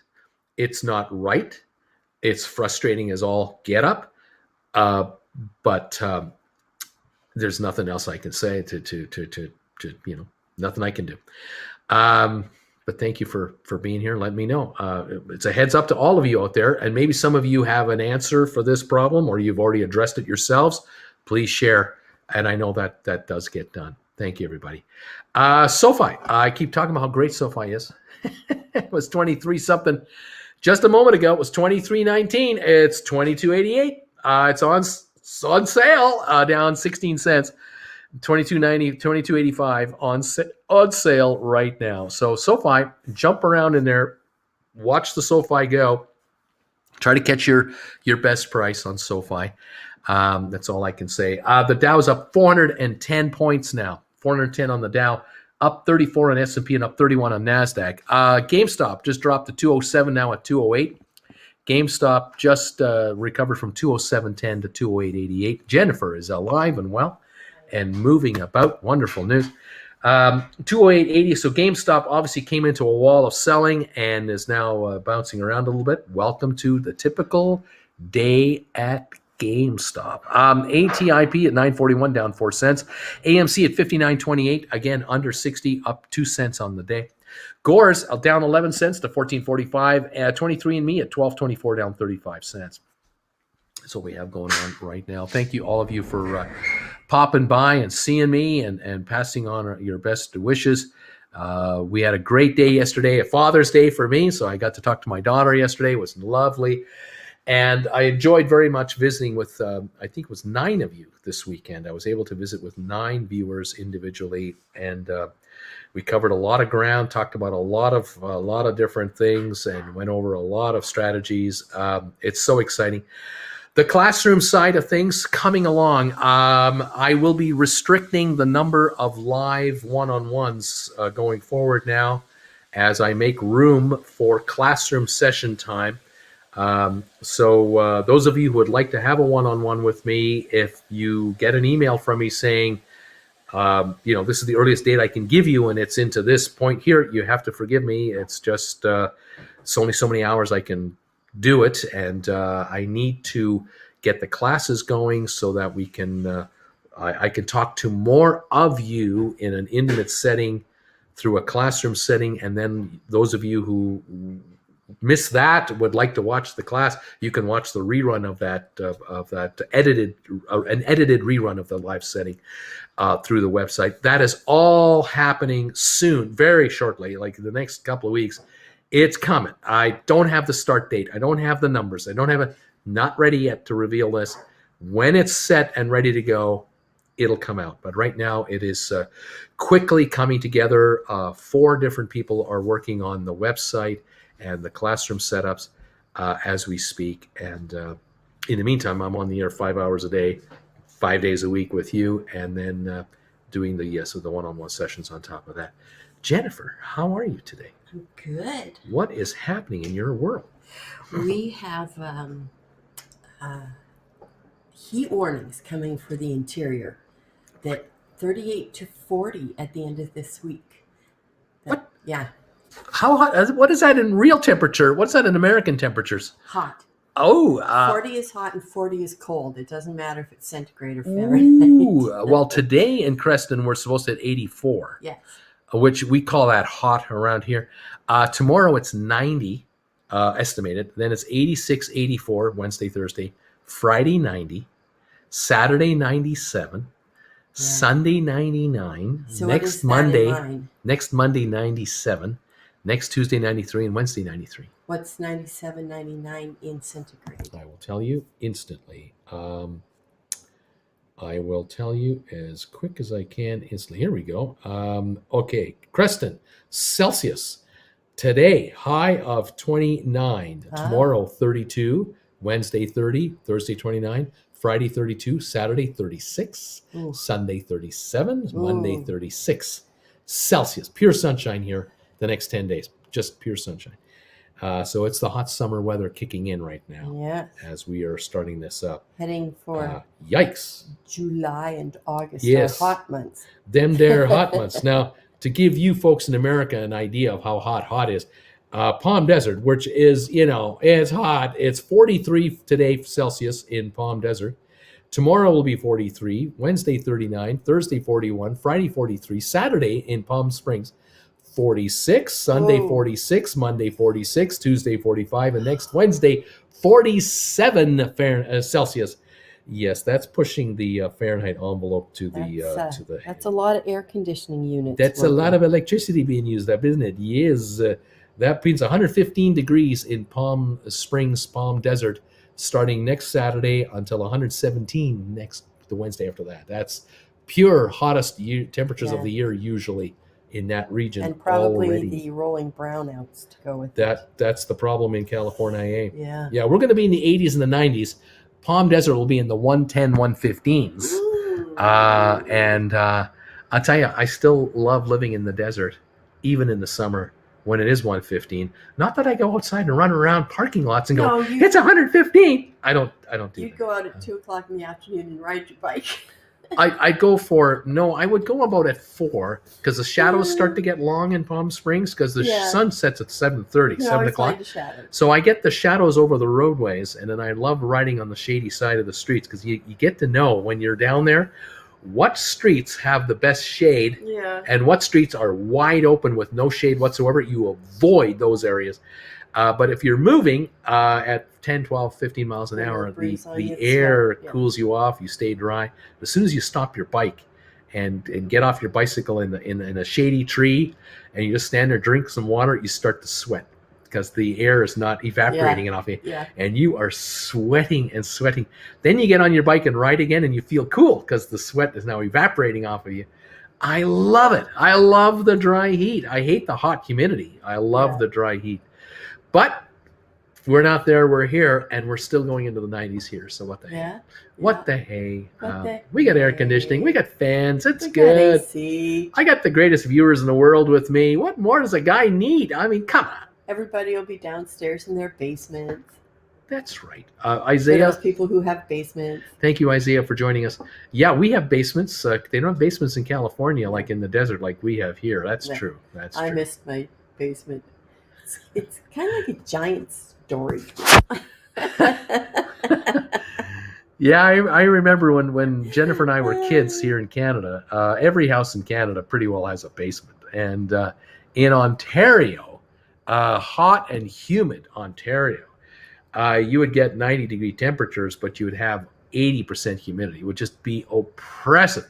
You'd head for the basement in the summertime. And I remember there were times where the family would be downstairs in the basement and trying to handle it because upstairs was unbearable. It was the days before air conditioning. This is the 60s. You had the windows open up there, but it didn't matter.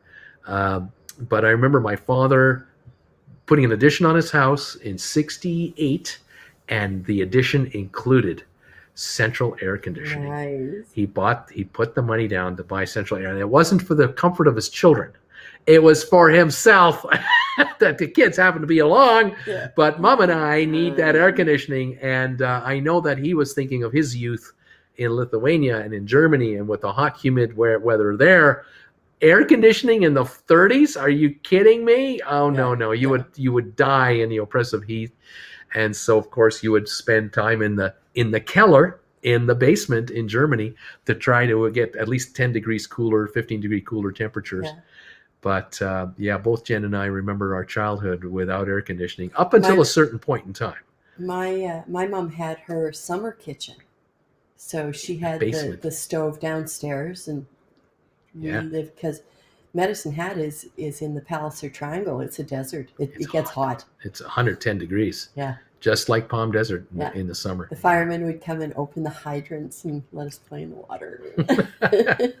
Oh, the fun we had as kids. It was awesome. It was awesome. You don't do that anymore. You don't let your kids out of the house anymore. They got AC. They don't go out of They don't go out of the house. And you don't go to a park. My God, you get on one of those slides, you burn the skin right off. Gosh, you can't go on a park. No, you can't go on a slide. You'll die. No. The memories of our childhood versus our kids. Just flipped over there. I'm thinking that. Well, is it the Monday Classic? It's probably. Well, we have that. We don't have a sesame seed bagel. No, we still have this. We can't. Okay. We still haven't bought sesame seed today. I'm not even sure if I can get out today. I have 4 live shows to do, 2 here and 2 on the other channel, TWB. So I'm in front of the camera. Eat the ones we have. We got to eat what we got, So we're chomping on what we have. So I'm thinking maybe Cheese Whiz on this one. Oh, okay. Yeah, I'll do a toasted cheese whizzer, and we'll try that for today. Hopefully tomorrow we can get out, and hopefully they have them. Hopefully they'll have some sesame seed bagels tomorrow. If they don't have them at a grocery store, we'll go to our bakery, and they're a little more expensive there. But if they got them, they got them. I got to get some sesame seed bagels here. I mean, I'm dying here. This is crazy. Oh, my gosh. It used to be easy. It's not that easy anymore. Things have changed. SOFI. Hey, it was 23-something a little while ago. 22.59 down 45 cents. It's on sale. Scoop that up. 208 on GameStop. We got as low as 207.10. We're back to 208.55. Just about 1 million shares traded on GameStop. So we're going to see what happens there. ATIP at 9.40 down a nickel. AMC at 59.59 up 33 cents. Gores Holdings down 21 cents to 14.35. 23andMe 12.27 down 32 cents. Fifth Wall down 2 pennies. Vector Acquisition is up 7 cents to 10.47. Navsite down a penny at 9.94, and Starboard is up 7 cents to 10.02 on 33,000 shares. That's all it is, but it's up 7 cents. The Dow up 457. Another 70-something points. 75 points from here. You've erased the 530-point drop on Friday in 1 hour of time. Incredible. Quite the move. We're not even open an hour yet. We're at 48 minutes, and the Dow is up 454. S&P up 36, NASDAQ up 17. A lot of money coming into the market because in the long run, the markets will be higher because the economy of the United States is flooded with money. There's so much cash in the system, in the economic system of the United States, that the economy is opening up. More people are getting employed. Those who are taking jobs are getting higher payouts. There are firms offering bonuses to get people to come to work, and employees are richer now than they've ever been in the U.S. economy. And this money is spent. Those who make less than $20 an hour, you don't think out there that people who make $20 an hour or less have big fat savings accounts. They spend every dime they get to survive in America. So you're making $20 an hour in the U.S. at 40 hours a week. That's $800 a week before tax. It's $550 a week, if that, after tax. You try and live on $2,200 with a family. You can't do it. It's very difficult to do in any kind of comfort. And so this money is all spent to make life better for the children and what have you. And if you have one at home and one working, you're trying to handle a family of 4 on $2,200 net. That is really tough with a vehicle and a mortgage if you have one, or a rent, and all the other expenses, including medical expenses. Oh man, you need more than that. But it is what it is. If you're single, if you have a husband and wife, no children, both can be working, even if they're making $20 an hour, that's $40 combined. Even we're bringing in more than $4,000 a month, maybe $4,500 a month net. That makes a difference. Yes, it does. By the way, back to the family, do not forget that under the Biden administration, they have put through the child tax deal, the child tax credit. I believe that it's per child. It's $350 a month to help get children out of poverty. This is massive. This is a huge deal. Multiply this by tens of millions of kids across low income, middle income, and upper income stratospheres. You are talking about billions of dollars into the U.S. economy to be spent right back into the U.S. economy. So these credits coming in, plus these wages, plus bonuses to go back to work, the American economy is on fire. And it will continue to run up in growth. It's expected to grow by at least 7% this year, the GDP of the United States. That's China GDP numbers. We haven't seen that in America in decades.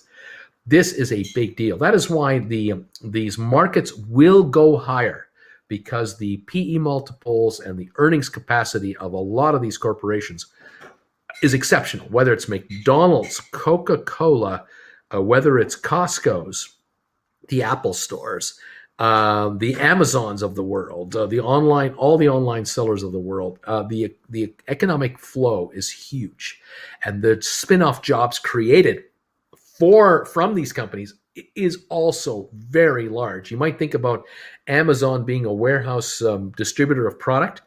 The product that they're distributing has to be manufactured, imported, created, shipped. And a lot of product that Amazon sells, of course, is imported, but a lot of it is not imported. It is USA made, USA produced or assembled. And this is the spin-off effect of the Amazon story, and the Walmart, and the Target, and the Costco, and the Krogers, and the Safeways, and on it goes. All retailers, big and small, massive amounts of employment created for Americans from this spin-off effect. So no matter how you buy what it is you buy, from wherever you get it from, it had to be made by somebody somewhere and originally created and distributed before it even got to the warehouse to get to you. And so, yes, the U.S. economy is growing, and is growing quickly. If an infrastructure deal happens and it can be done, and it is significant enough, it will be a massive made in America job creator as well. And that would be good for the U.S. economy. Keep it running for years. We got us a little nappy here. We got the old Cheese Whiz, Canadian Cheese Whiz, on top of this bagel. And I thank you, Jennifer, so much, keeping me alive a little longer to keep me on the air, to fill you folks in on what's going on out there. Thank you all for being here today. GameStop is at 207.60. So where will GameStop be when I finish this bagel? Can this bagel help at all? I don't know. 206 was a low, 206.81, 207.60 right now on GameStop, down $6. It's not a big drop, but it's a negative number at the moment. What can I say? Cheers to all of you from Bruce here, having a bagel this morning.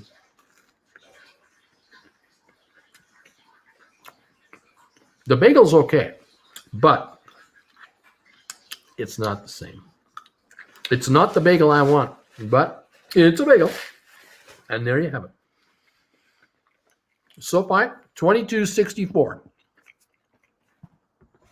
Down 39 cents, 22.65, down 39 cents on a million volume. Not that heavy at the moment in time. All right. The Dow up 461. The number one performer of the indexes, S&P up 36 points, but NASDAQ is up 2.5 points. Is just not being shared across the board, this massive rise in value. We definitely have a run going on the Dow. I'm going to take a look here and see where in the Dow are we getting this action from. Here we go. Dow 30. Yep, the blue chip rally is gaining steam. Let's take a look here. Top gainers, if we can see the best or the worst. Let's see what's happening. Yeah, the best gainer right now on the Dow is Goldman Sachs, which had probably been the worst performer the other day. It's up $7.98 a share. United Health Group is up $6.06 a share. Caterpillar up $6.05 a share. Home Depot up $4.74. 3M Company up $4.50. Honeywell is up $4.30, and Visa is up $3.52 a share. American Express up $3.40 a share. These are your leaders right now of the markets. Definitely the best performers. The worst performers on the Dow. There's only 4 losers. Salesforce down a buck. Walt Disney down a dime, and Intel down 7 cents. Apple down 6 cents. So I mean, Apple's not participating, but it's certainly not hurting it, but it's not participating in the rally like the others are at the moment. Interesting to see that.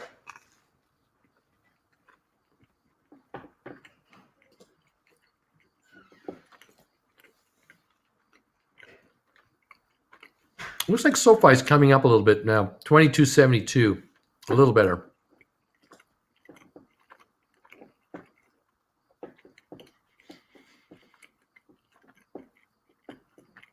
Keep an eye on these guys, as we always do. Thank you, everybody, for being here today.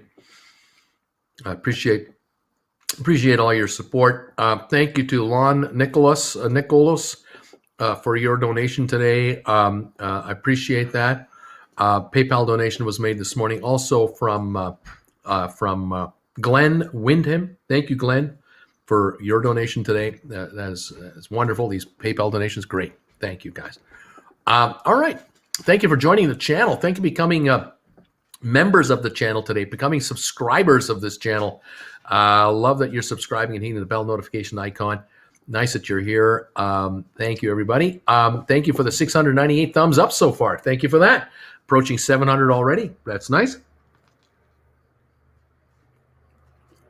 Keep them coming in. Thank you. Okay. 207 on GameStop. Not going anywhere fast. Not at all. Low of 206.25 right now. 207 on the day. Volume for GameStop right now, 1.1 million. The new CEO has taken over. That's Mr. Matt Furlong. He's now on the board of directors. That's official as well. Mr. Sherman is no longer a director of the company. And so he's now fully exiting out as expected, as planned, as negotiated. And Mr. Cohen and his gang now are taking over completely the running of this company and its future. Okay. Thank you, everybody, so much. Larry is saying it's going to be 80s in the foreseeable future. Humid in Washington. That is hot and humid at 80 for sure.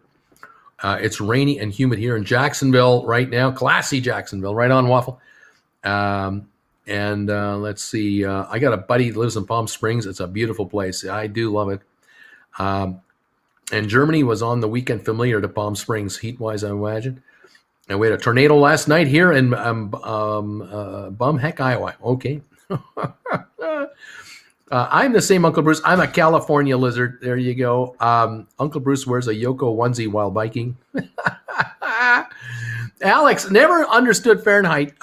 0 being solution of brine made from a mixture of water, about raising 96, rough temperature, human body, blah, blah, blah. Okay, whatever. Oh, no, Olivia, when did you get this? Something according to your basement? Again, thank you, guys.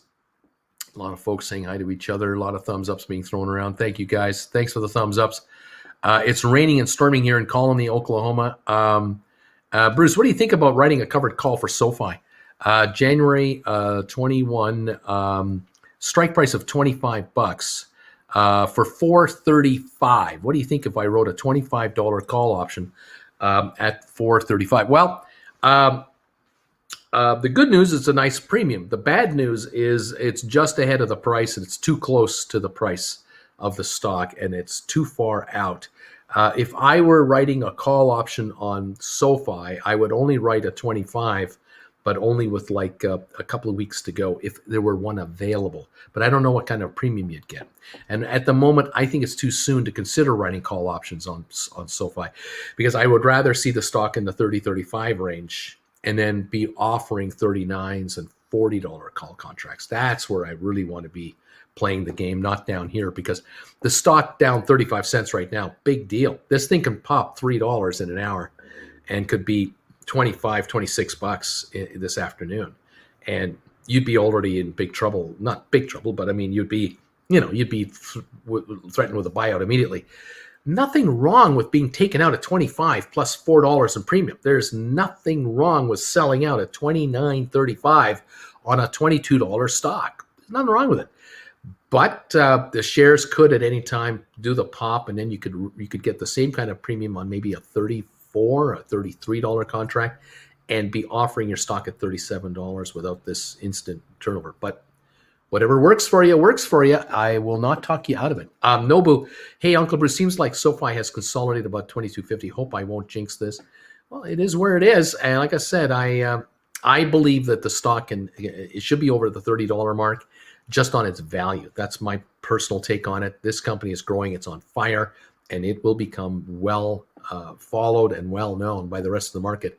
And as it is, it'll be trading it at a premium to its value, not at a discount. And right now it's trading at a discount to its actual net value. That's all I'm going to say. Do you think that the sell-off could be Mr. Sherman selling off his shares? Still a restriction? He could theoretically sell his stock whenever he wants. It's not necessarily that he's going to. It could well be that he is very much in favor of these moves being made by Cohen and his group. He could be a very big fan of this company, and he might sit back and go, hey, I don't need to sell all my stock right now for this cash. He may well sit back a month or two or three and slowly feed stock into the market, if at all. He might just write call options.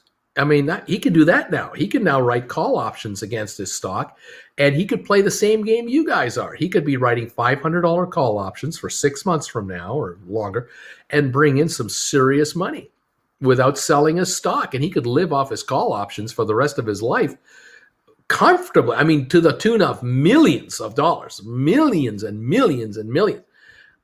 Think about that. Why sell? I mean, if I were his broker, if I were his investment advisor, I'd be talking to him about, well, George, you don't have to sell your stock and get hit up with a big tax bill. Why don't you just offer call options on your stock and pay taxes on that money as you take it in? How about that game? Because you know what they're gonna, you know what there's upside with this company and what they want to do with it. Maybe you want to run this thing. And I guess if he does sell a call option,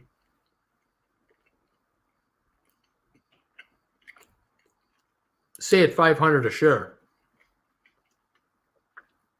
and the stock goes, he gets taken out. He gets taken out. 500 plus the $50 now, $550 a share. Okay. He's taken out at $550 a share. Or he could buy the calls back and rewrite $800 calls. He's an investor like you are now. Who knows?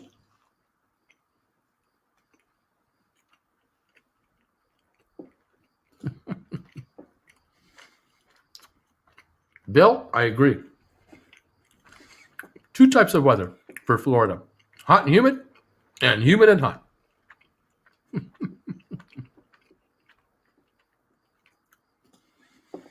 A 23andMe kit at $99 on Amazon Prime. Shareholder, go purchase. There you go.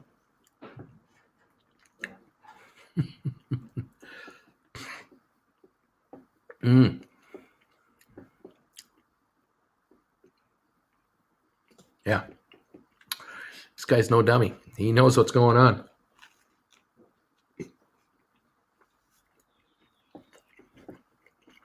$208.74 on GameStop. Down $5.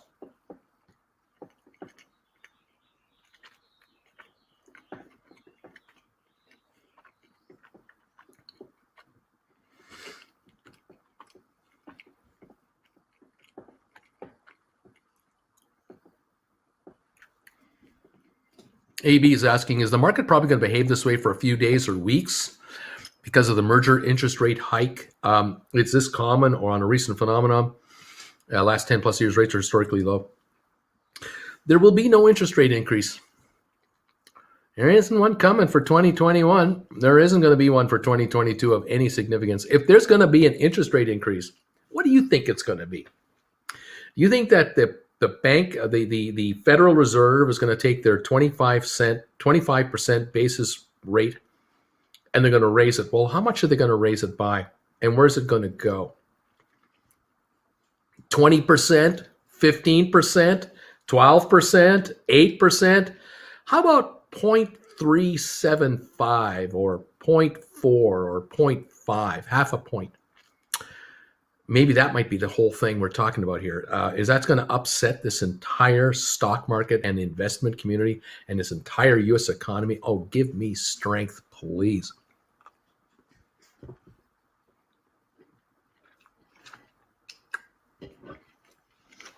I don't think so.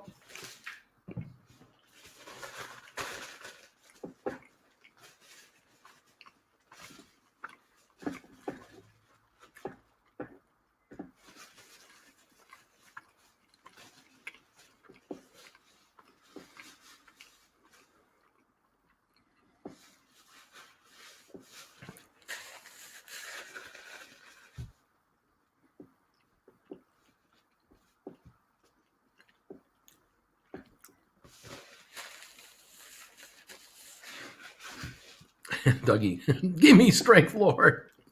Options definitely not for me. I would need basic math classes first. Only with day trading can you adjust your body to adapt. Okay, whatever that is. Folks have different opinions on George Sherman.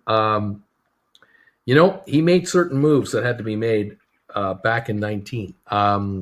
The company, whoever the directors of the company were and the insiders and the guys running the CEO, the CFO, all those guys back in 19, they had to make a call, probably back in 18 and 19. They had to make a call. Do we buy stock back from the market to counteract the 70 million shares that have been shorted on our stock? Do we do that? And how much? And the company, the senior executives at that time and the board of directors went ahead and spent $175 million that GameStop could certainly have used for corporate, for retail side of things.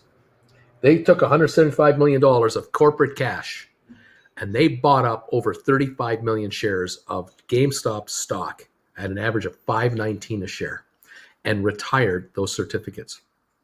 Because back in 2018, there were 105 million shares of GameStop outstanding. That's how many existed at that time. And there were 70 plus million shares shorted against those 105 million shares.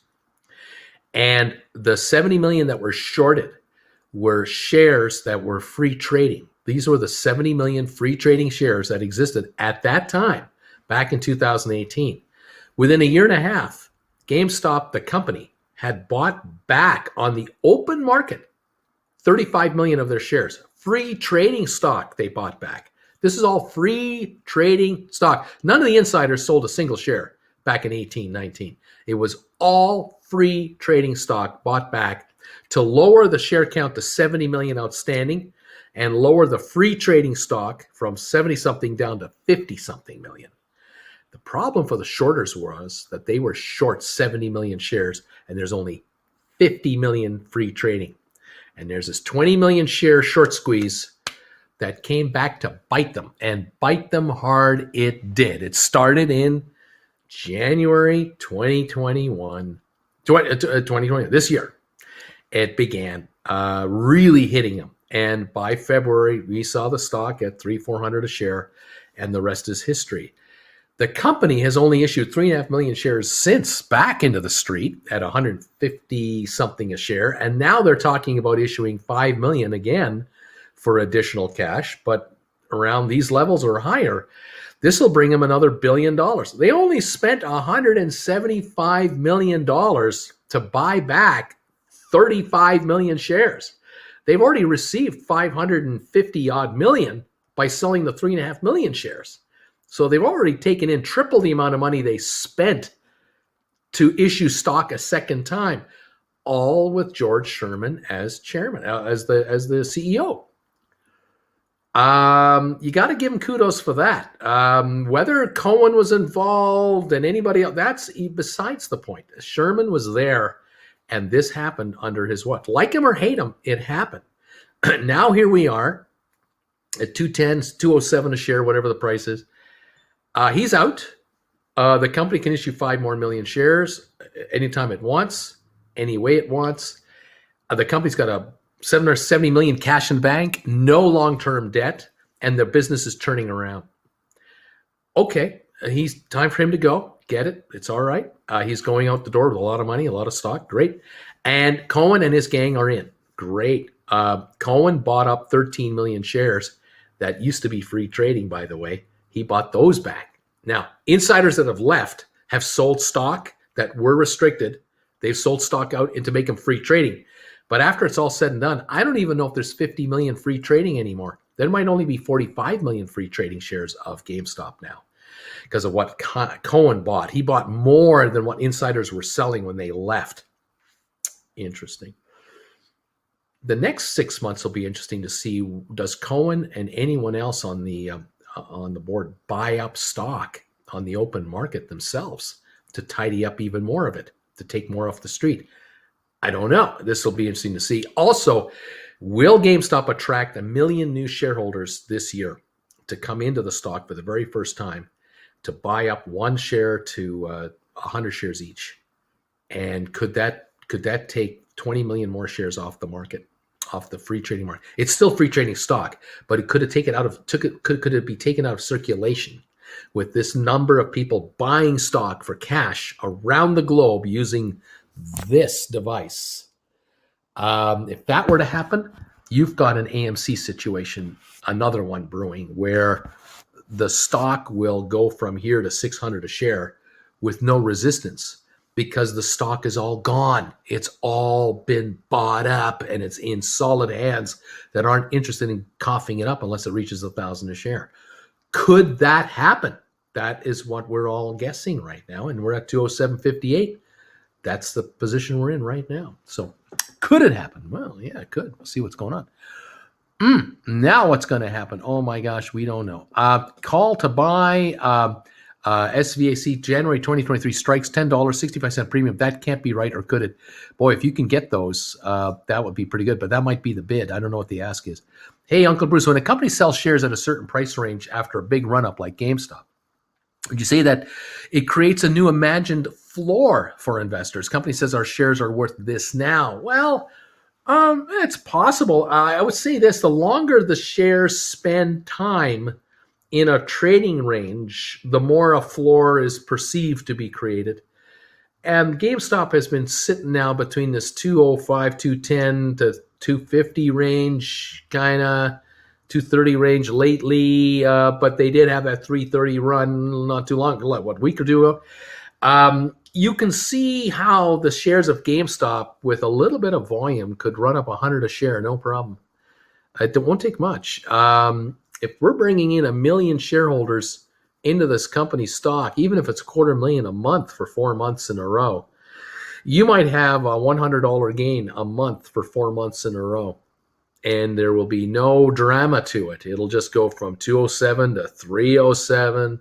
A month later, it's 407. A month later, it's 507. A month later, 607. It could just do that with constant buying coming in, because buying begats buying. Movement brings in more players. And the higher this runs, the more people will want to be part of this thing. And if the new management of GameStop are not camera shy, if they're quite happy to be on camera, they want to talk to Jim Cramer on CNBC, or they want to talk remotely, to whoever the host is on CNBC, with the other half being a GameStop person. The company starts talking to the shareholders directly, like the president and CEO of AMC has been doing. If GameStop becomes an AMC and becomes very meme friendly and meme targeted. They start to target memes to get, become a meme stock on an even higher level. Like I said, add 1 million shareholders to the pool of shareholders that own anywhere from 1 share to 100 shares each. This thing is $600 a share. There's no doubt in my mind. There's no doubt. That's the reason AMC is at $58. AMC, it's $58 when it used to be $8 to $12. It's now $58. Get used to it. There are 3.5 million shareholders of AMC that will not let it go. Very few are selling out. That's what's happening. And that happens with GameStop. From here, it's $600 a share. No problem at all. No problem at all. No resistance. Anyway, there's what can I say? AB, is there a magic amount of shares you buy before you have to ask this permission of the SEC? Cohen bought up lots of GameStop, had to write up why he was doing it. Once you break 5%, as soon as you get to the 5% mark of ownership, you have to declare your intentions. This is not to the SEC. This is to shareholders through the SEC. You are reporting to the SEC, to the shareholders at large. And you are revealing your hand whether or not you have an interest in buying the company up, whether you are a long-term investor, whether you are looking to just invest for a long-term investment into the company. So you reach that 5% level and you reveal your hand. And then a month later, you have to reveal where you're at now. A month later, you're 8.5%, and you say to the market the same thing. I'm interested in a long-term investment in the company. I like the stock. A month later, you've got 10% or more. You're now another level under the SEC rules. You've gone from 5% to a 10% level. Now you're at another level. You now are entering the world of potential restrictions on your stock. You have to notify. You're an insider of the company. You're now a bona fide insider. Even though you're not employed, you're not on the board of directors, you own more than 10%. You are a serious player. You have to keep revealing your intentions. But if you want to go above and beyond that aggressively, you may have to announce to the market how much you really want. Now, in a 30-day window from 9.9%, you could go up to like 17% and then reveal, I went from 9.9 to 17%. My intention is to stop right here and just hold this as a long-term investment. Well, a 17% investor in a GameStop plus 13% Cohen, that's 30% of the company right there. I mean, these two guys aligning themselves together, you only need 21% of the rest of the vote to get over 50% to run the whole show any way you want. That's a serious position. The SEC would like to know what your intentions are. Now, if you want to buy 40% of the company, ultimately you want to have 40%, you may have to put in what's called a tender offer. And where you have to make an offer to all the shareholders out there, and you have to say, look, I got 17% of the company right now. I am prepared to buy another 23% of the company. That'll get me to 40%. And I'm willing to pay $260 a share up to $260 a share to get the remaining 40%. If you want to tender any of your stock to me, I'll give you 30 days, 40 days, whatever it is. It's $260 a share. I'll take up to 40% of the company. Now, what happens if 80% of the company comes in and says, yeah, I'll take 260? Then it's purchased on a pro rata basis. So you might offer 500 shares that you have. They might only take 150 of yours, which is the same for everybody. It might be 30% of what everyone's offering, because that will get this individual to 40%. That could be the deal. On the other hand, the stock could start trading at $280 a share, and no one will tender at 260 because you can get 280 on the open market.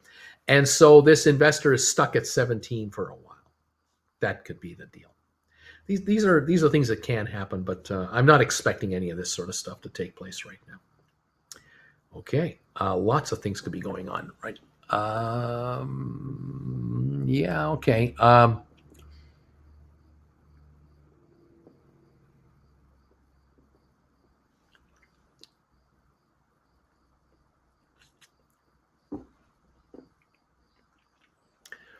Here's a question here. Has AMC topped out? I can't tell you. With 3.5 million shareholders, the sky's the limit for that stock, theoretically. In theory. Practically, I don't know. Yeah. I know the feeling. Starmers with Bruce, ignoring Jim Simmons. Do you have a generalized outlook on technical analysis? A generalized outlook. I'm aware of certain technical aspects of the market, obviously. Overbought, oversold. Look at the Dow now. It's up 519 points. It's almost gotten back all the losses from Friday's index drop. Not that every stock has gone right back to where it was. Certain stocks have moved up again, some have not, but it's a 518-point overall market move. Pretty big stuff. Thus, the Dow, I was saying on Friday, I was saying on Thursday, I was saying on Wednesday, the Dow is oversold and could have a snapback rally at any time. Welcome to the snapback rally. It's happening right now. It's happened. What will it do now? It's right back to this level. Is it going to now go up 500 more to be up 500 points from Friday? Or will it give back half of this run? Or will it settle in between 350 and 450 now for the rest of the day? You tell me. There are technicians who can bring you into that world, into all kinds of deep, deep analysis to kind of help you figure this out. But it's not going to make any money. It's just going to give you a better understanding of what's going on, but it may or may not help you make any money. I can only tell you the simple English. In plain English, the Dow dropped 530 points on Friday when it was all said and done. And the Dow lost 150 in the last 20 minutes Friday afternoon to get down to 530. Here we are in an hour and 20 minutes. We've got it all back, practically. That's all I can tell you in plain English. That's it. That's all I can tell you. Now, what happens if this stock market is going to react the way it's reacting now for the rest of the day? It should be up 2,000 points today. It should just go up 500 points every hour, but it's not going to do that. Technically, it's not going to do it. In reality, probably not going to do it because psychologically, everyone's sitting there going, "Oh wow, the Dow's come back. It's got all the losses back from Friday." Forget the fact that the market already lost a bunch before Friday. We have to get that back too. But that might not come back today. That might be a tomorrow thing or a day after tomorrow thing. But for today, we are at this level, but we can't close the day right now. The day isn't over. It's only 10:52 Eastern, and we've got until 4 o'clock. So we could go right back down to zero. I've seen this happen before. Or we could go back to 300 and then go up 600. We could go down 400 to 400 and up to 550. You tell me what we're going to do the rest of the day. It's been a run, a heck of a run here, and there's been a lot of bargain hunting this morning going on. Definitely. Now the question is, what do the bargain hunters do now? Some of them are up several dollars a share on some of these Dow stocks. What are they in for? A day flip? Have they already flipped out? Have they already gotten out already? Have they gotten in and out multiple times on multiple stocks? What happens from here? That is the question, and here we are. This is it. So technically, I can't comment and tell you what's going to happen for sure on technicals. They change minute to minute, second to second, and the resistance levels change all the time. And there you go. All right. Anyway,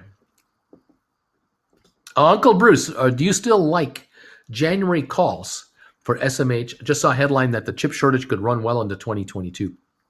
I do still like call options on SMH. I definitely do. The index, that ETF is up 4 cents. Yeah, I like call options on SMH. I'm hoping between now and January, there will be a significant move upward, maybe into the 260-65 range. If you can buy contracts any longer, you might do even better.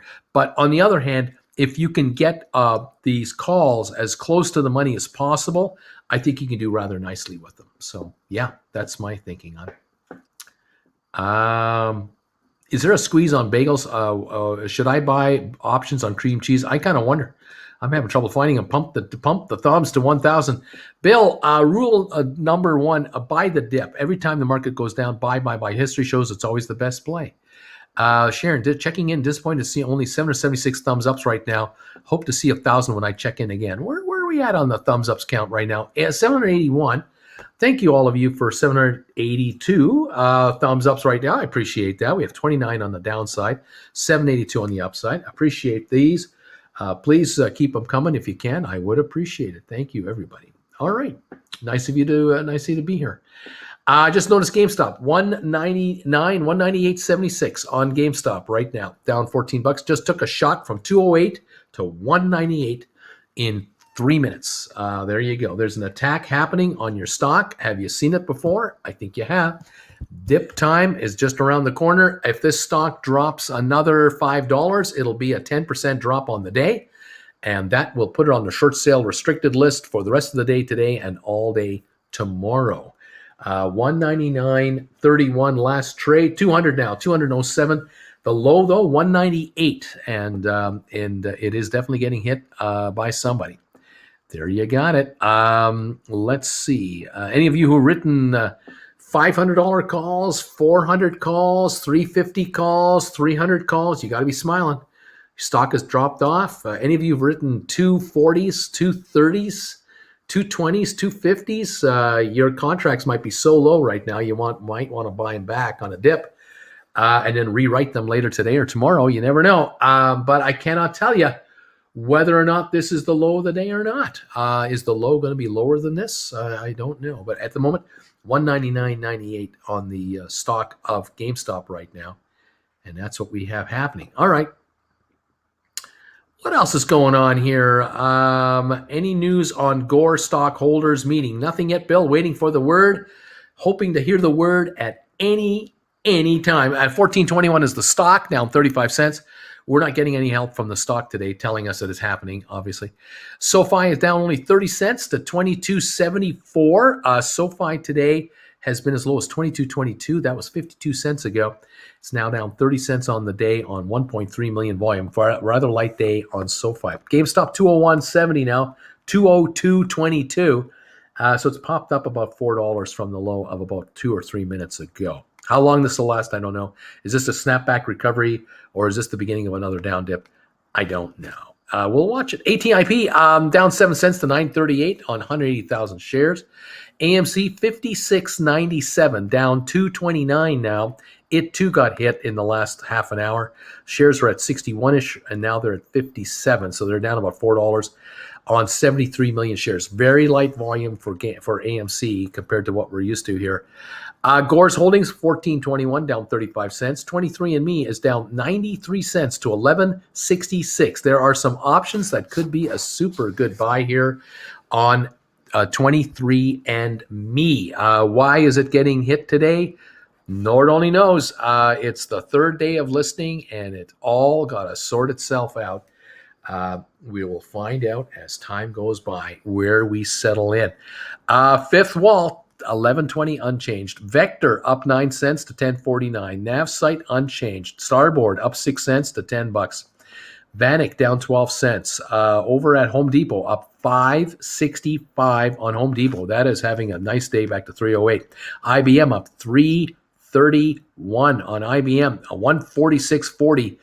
Definitely climbing. The Dow is up 536 points. Microsoft up 356. Apple now up 90 cents. That has gotten off that break-even wall and has come up here. Tesla still showing a loss of $7.95 a share at $615. Amazon is down $14. Facebook up $2.74. Alphabet, Google up $27.70. Target up $2.45. JP Morgan up $3. Costco up $4.90. Walmart up $1.10. Cisco up $1.26. Nvidia down $22 at $7.22. Goldman up $8. Goldman Sachs. That stock was in the 391 range not too long ago. It's still at 357. It's better, but it's still only at 357. It's still down $35 a share. That is a chunk of money. Disney 173 up 62 cents. eBay up $1.32. Twitter up 71 cents. American Airlines down 14 cents. Netflix down 475 to 496. Dead money over there. DraftKings up 28 cents to 48.34. They're battling a short seller now. Moderna up $6.71 to 206 a share. This is higher territory for Moderna for sure. Other than that, DoorDash is down $2. Airbnb down 460. Intel up $0.25. Micron off 83 cents. Coinbase at 220 down $9. Boeing up $4 and AT&T at $28.92 right now, up 27 cents. Mixed bag. Definitely a mixed bag on some of these stocks, but the Dow Industrial as a whole, as an index, is up 521, 525. S&P up 50 and NASDAQ up 77 points. So these indexes have got a generally positive day going here. A 1.5% gain on the Dow and a 1.2% gain on S&P. That's what we see right now. And GameStop, 203.21. 203 now, up $5 from the low of about 10 minutes ago, roughly. So interesting attack and quick recovery to this point. But what will it do from here? We don't know. 23andMe now down $1.02, 11.57. That is buy territory, and definitely steals for the option players if you can get them cheaper. This might be your opportunity to get some cheap stock and or cheap contracts on ME. 203.10 on GameStop and 22.75 down 29 cents on SoFi. Cheers all, I'm hiccuping here. What can I say? The man has got a hiccup attack. It is what it is. Thank you, everybody, for your kind words today. Nice of you to see you here. Hey, Bruce, those of us with GameStop prices at 170, we're only 32 away. It seems to be trending down for the time being. Should we hold out? What do you think it'll get that low? Well, like I said, if you're writing options, you don't mind these dips. You write call options at, say, 230, 240 for next weekend, the weekend after that, bring in some cash from this stock, and you don't mind these dips. Let them do whatever they want to do. If you're a long-term shareholder of GameStop and AMC, you want to be a long-term player of these stocks, you can be paid and compensated for these kinds of dip days by writing calls. And whether you're writing a 1 week or a 2 week or a 3 week or a 1 month call, short in within $30, $40 a share, write these calls, take this money off the table, and it reduces your cost base. It brings in capital, allows you to expand in other areas that you see deals on, or it allows you to buy GameStop shares on the dip. A lot of you will sell GameStop contracts, bring in $25 a share. On 300 contracts, you bring in $7,500, you turn right around and you buy stock at 201, and you're picking up a bunch of stock. And this is the stock letting you buy more stock on these dips. And by you buying more stock on these dips, you are tidying up the amount of stock available, which improves the upside of the stock itself. These contracts expire worthless. You write additional contracts again down the road, and you bring in another $6,000, $7,000, $8,000.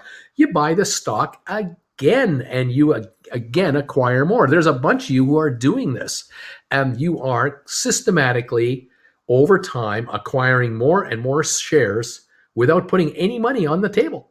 No extra cash. You're just putting up your stock on these contracts to save to the options market. Gamble on my stock all you want. I'm buying more of this stuff on dips. And that's what you do. And if you can write a contract at 10% of the value of your stock, you can pick up 10% more of your shares. So you've got 500 shares, you can buy 50 shares. You got 300 shares, you can buy 30. You got 100, you can buy 10 more. And if you're at 282 shares right now, buy 18 shares immediately and write 3 contracts instead of 2 contracts. The 3 contracts you sell will more than pay for the 18 you just bought. This is smart investing, and it's making your account work for you. You got to get your money working for you rather than just sitting there and looking at it. These shares are not pets. They're not your friends. They're not family members. These are instruments with which to make money. This is what you've got to convince yourself. You have to get hard-nosed about it. You got to get ruthless about it. And you got to say, all right, enough's enough. I want to be paid for this stuff. This AMC at $56, why don't I write $70, $80 contracts for a month or two? Maybe you can bring in $15 a share, $20 a share by writing a 3-month contract at $75. Take that cash and buy more AMC if you love it, or buy something else. Diversify into what you can. This should be your payoff for being a shareholder. After all, you're the one with the risk. You put the money on the table to get the stock in the first place. Why not cash in on it? And you don't have to sell the stock. Make it work for you. Goes back to 230, 240, and you have a 250 contract. You don't care. Stock is up. The contract is still worthless. And now you're going to write a new contract at 290 or 300 or 275. Thank you. Shares go to 180 and these die worthless at 240. You write now 220s. They die worthless. You write 210s. They die worthless. Stock goes down a little more. You write 200s. You are taking money off the table each and every month if you can on these options. Get paid to be here. That is what it's about. That's how you can become self-employed. Then you don't care what the stock does. You really don't care. It does. You don't have to care as much what the stock does if you're bringing in premiums every 15 days, 30 days, 45 days. This is what it's all about. Okay. Thank you all. Let's go. What's going on here? I ain't doing nothing with my calls or stocks for at least 2 or 3 months. I think there's a play to be made now or buy more. Nick, got to run to the store, pick up more chips for this dip. There you go. Lolo Blast. Uncle Bruce, I got out of from my 2 AMC calls last Friday. Thanks to you, I made a nice $6,000 profit. My AMC average was $13.69. I used profits to jump back in when AMC dips or use it for SOFI, ME, or newer SPACs. Yes, yes to all of those. Picking up SOFI right now, picking up ME right now. ME's coming back up again. Yeah, absolutely. This is what you can do. I agree. Let's see. Have we ever seen this phenomenon before? Let's go. Yeah, we like these dips right now. Feels good. I'm holding ME for 2022. I'm telling you right now. Right on. Let's see. You gamed up to get more time to get tickets for the ride. Uncle Bruce is going next level right now. Tell it, man, says Dougie. Let's see. Bruce, on that question, GameStop pricing at 170. I can't write options because of my broker, Wealth Simple. Doesn't offer that function. With that in mind, what would you say? Hold through the dip? Switch brokers. That's what I would say. Switch brokers. The answer isn't sit and watch the stock fluctuate and do nothing. The answer is get proactive and open an account where you can write call options. This is ridiculous. Why are you limiting yourself when the market is just handing you free money? You've got to take the money. You're here to make money. I thought, do this. It doesn't matter if it takes 3 or 4 business days for the transfer and you can't write till next week. Who cares? Shift to a broker where you can write call contracts. You can buy and sell contracts and dump these guys. I mean, you can't limit yourself. This is why are you doing this to yourself? You're killing yourself. There's no point. It's so hard. All these options advice sounds so cool. One day I will learn all about them and become rich. Classes are coming. Can't come soon enough, obviously. Shares, no pets. Bruce keeping it. The classes are coming soon. Buying the cheap game stuff like buying lotto tickets, but they're all winners. And oh my gosh, I scooped up 30 ME calls for 251. Now you're talking. The stock is back up 30, 40 cents from the low already.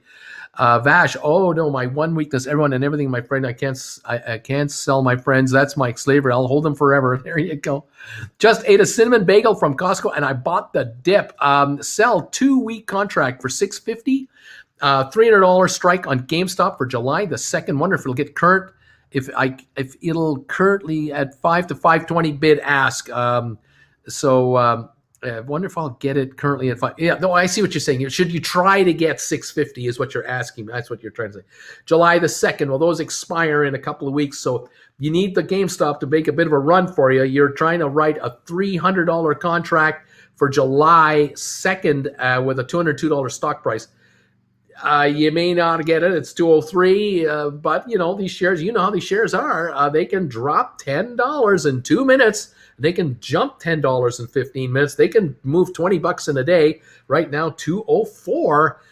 So you're not going to sell them unless you put an offer in. And I would recommend you put an offer in at say 645 is what I would do. Not 650, 645. That unround number. Not the nice round number, the unround number.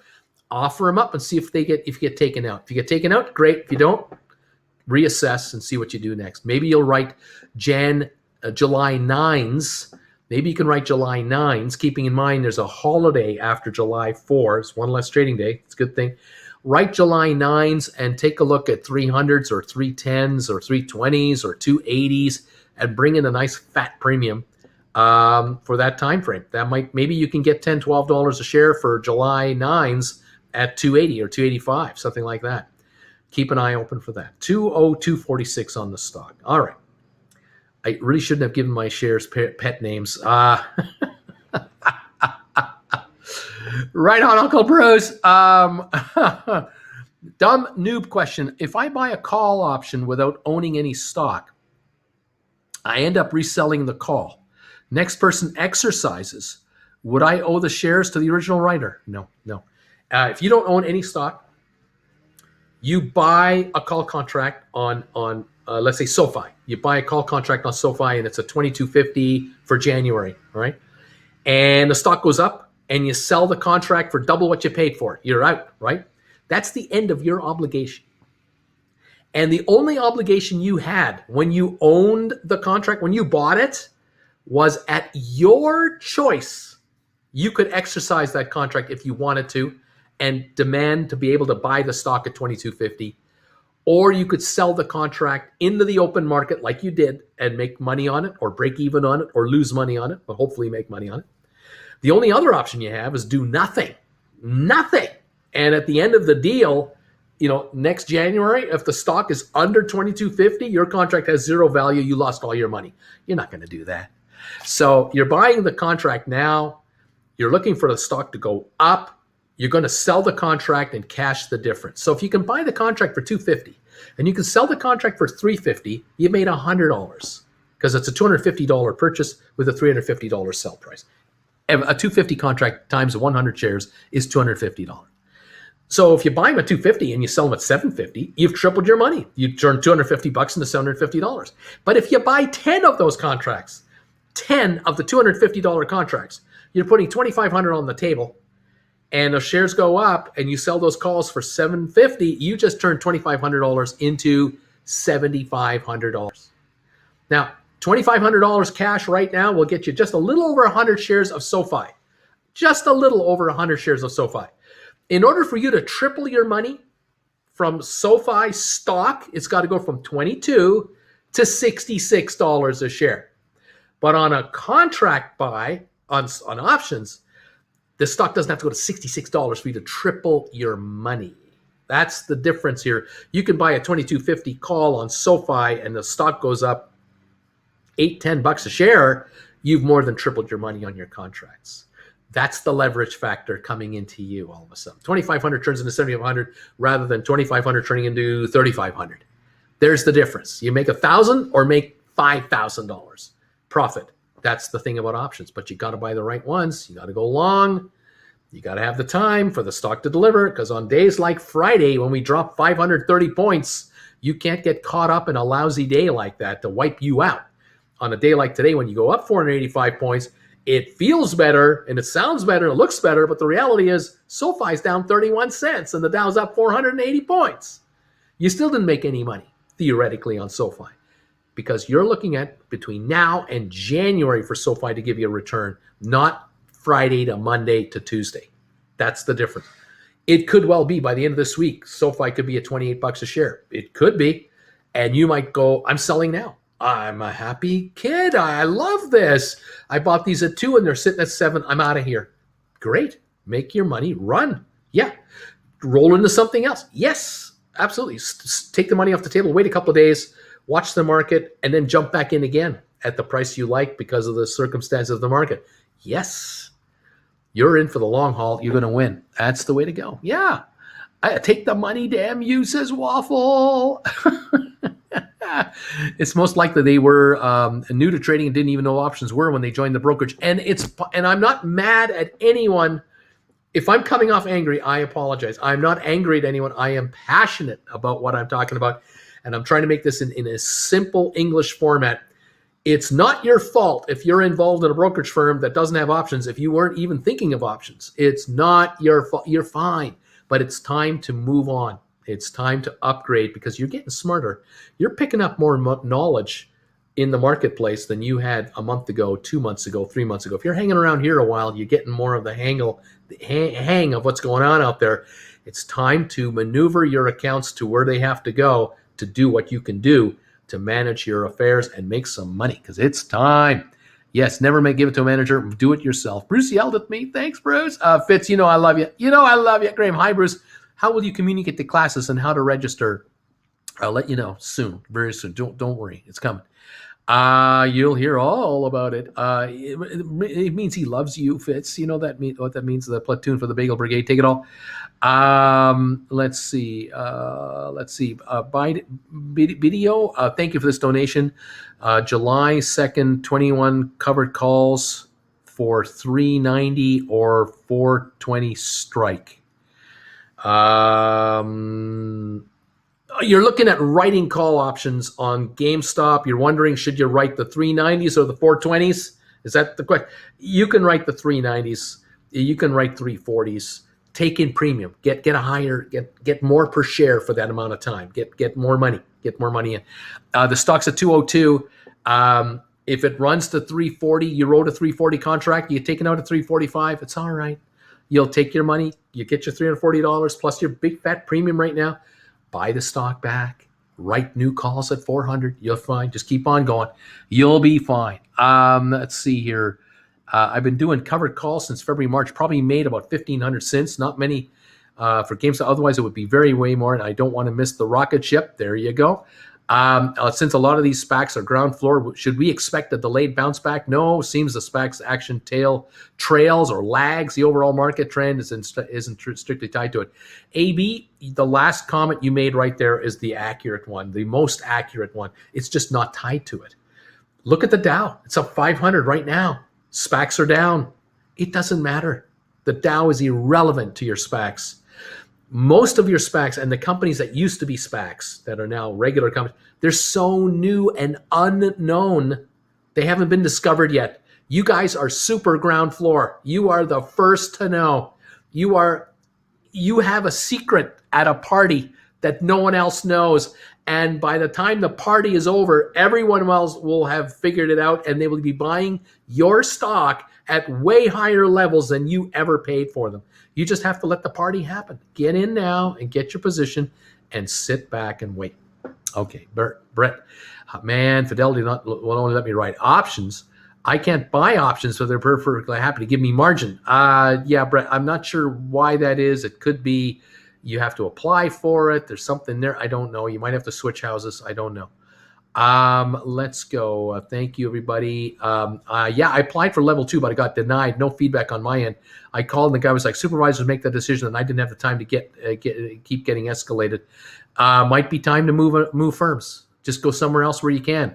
Open up an account somewhere else. Apply for options. You get the green light. Shift over. Simple. Damn it, Jim. My Fidelity account will not load GameStop or AMC options just as a spinning circle. However, every other stock works. Yeah, people are complaining about Fidelity. You might want to get out. Bruce, I think you need an hour video on options. You talk so much about them, but not everybody understands them. They seem to be taking over the channel. It is a very complicated area. We will have these classes coming up to help. And as time goes by, more and more of you will pick this up and get a handle on this.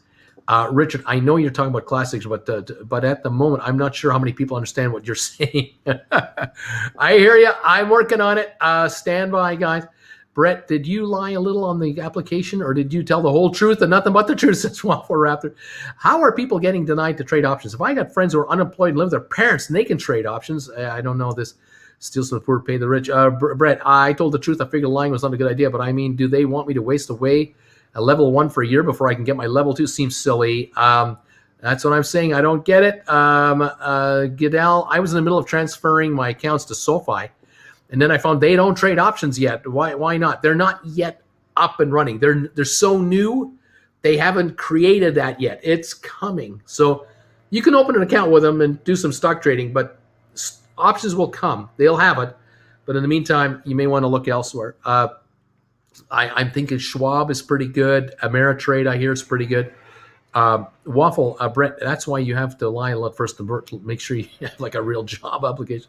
I saw one of them apply and they said their income was 0 to 25 grand and that they're beginning traders. Yeah, those are not the comments they want to approve you for. I can see that. Anyway.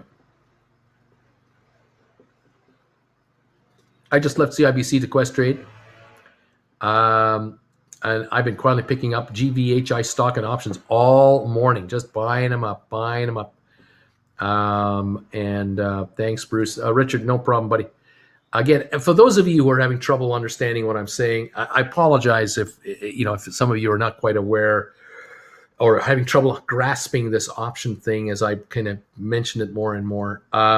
As these months go by, you've begun to notice how I do talk about, or I used to talk about just GameStop all the time. Then I got asked by viewers, what other stocks do you like? And what else do you like to do? And what else do you recommend we look at? And I began to grow the list of stocks that I favor, including the SPAC list that I brought out. You're now seeing the changes and the revolution of these companies, the evolution of these companies. And now I'm talking about how you can bring money in by writing call options against stock and getting paid to hold them. And the class is coming up that'll help clarify that, of course. And now I'm talking about, even more strategies about options and stock and what have you. And this is just a natural progression. I will attempt to keeping it simple and try to keep bringing it back to the basics. You're welcome to give me questions. I don't mind them. And there's no dumb question, really. It's all right. I'm not angry. I'm just passionate. And I'm trying to help you out with awareness of where we're at and what's happening and what you can do and how you can do it. And the class is coming up. I'm 99.9% sure you'll be very pleased with the. By the time the class is over, you're going to go, I get it now. Now I see what he's saying. The way you drew it out on that board up there. Okay. Just let me, just give me the time to get up all the logistics that we are doing right now. We have the website under construction. We have the different softwares we need to get and figure out how to integrate them all and put them into the website and all. Oh, we've got, I'm building my own YouTube network almost, but I have to get it right for you so that when you watch the classes, you'll go, oh, yeah, now I see what he's talking about this. Oh, okay. And then you'll go, I had no idea this is going on. I had no idea this has been in the market for decades. I had no idea. And then you realize, oh my gosh, how complicated this business really is. Now I know why so many of these investment bankers are sitting in these 80-story skyscrapers in Manhattan and around the world. They're in the most expensive real estate in the world. With all these employees and all these cubicles, with all these machines. Now I know what they're doing. I get it now. And I can do some of this myself in my own little world. And Bruce is showing me how to do it. And I can be, in effect, my own account manager. And I can live off this stuff. Oh, the whole world has just opened up. And that's what my objective is for so many of you, to change your lives. So thank you, all of you, for your patience. Bruce, you need to offer an affiliate link to Fidelity's closed account page. Get that money, boy. Again, I'm not affiliated with any brokerage house. No one pays me to be here to talk to you. Just you guys. 881 thumbs ups. Is that it right now? 884. Thank you guys for 884 thumbs ups. I'm getting towards the end of my show here, and if you're able to get me to 1,000, that would be just beautiful. I so appreciate all of you who have helped me today. Already 884. I've had no time to ask and beg for thumbs ups, but I could sure use them. I appreciate it. Thank you very, very much. What strike price would you suggest for January 2022 for SOFI to buy calls? If I'm going to buy calls in SOFI, which one do you suggest? If you can afford the 1750s or the 20s, look at those. They're in the money.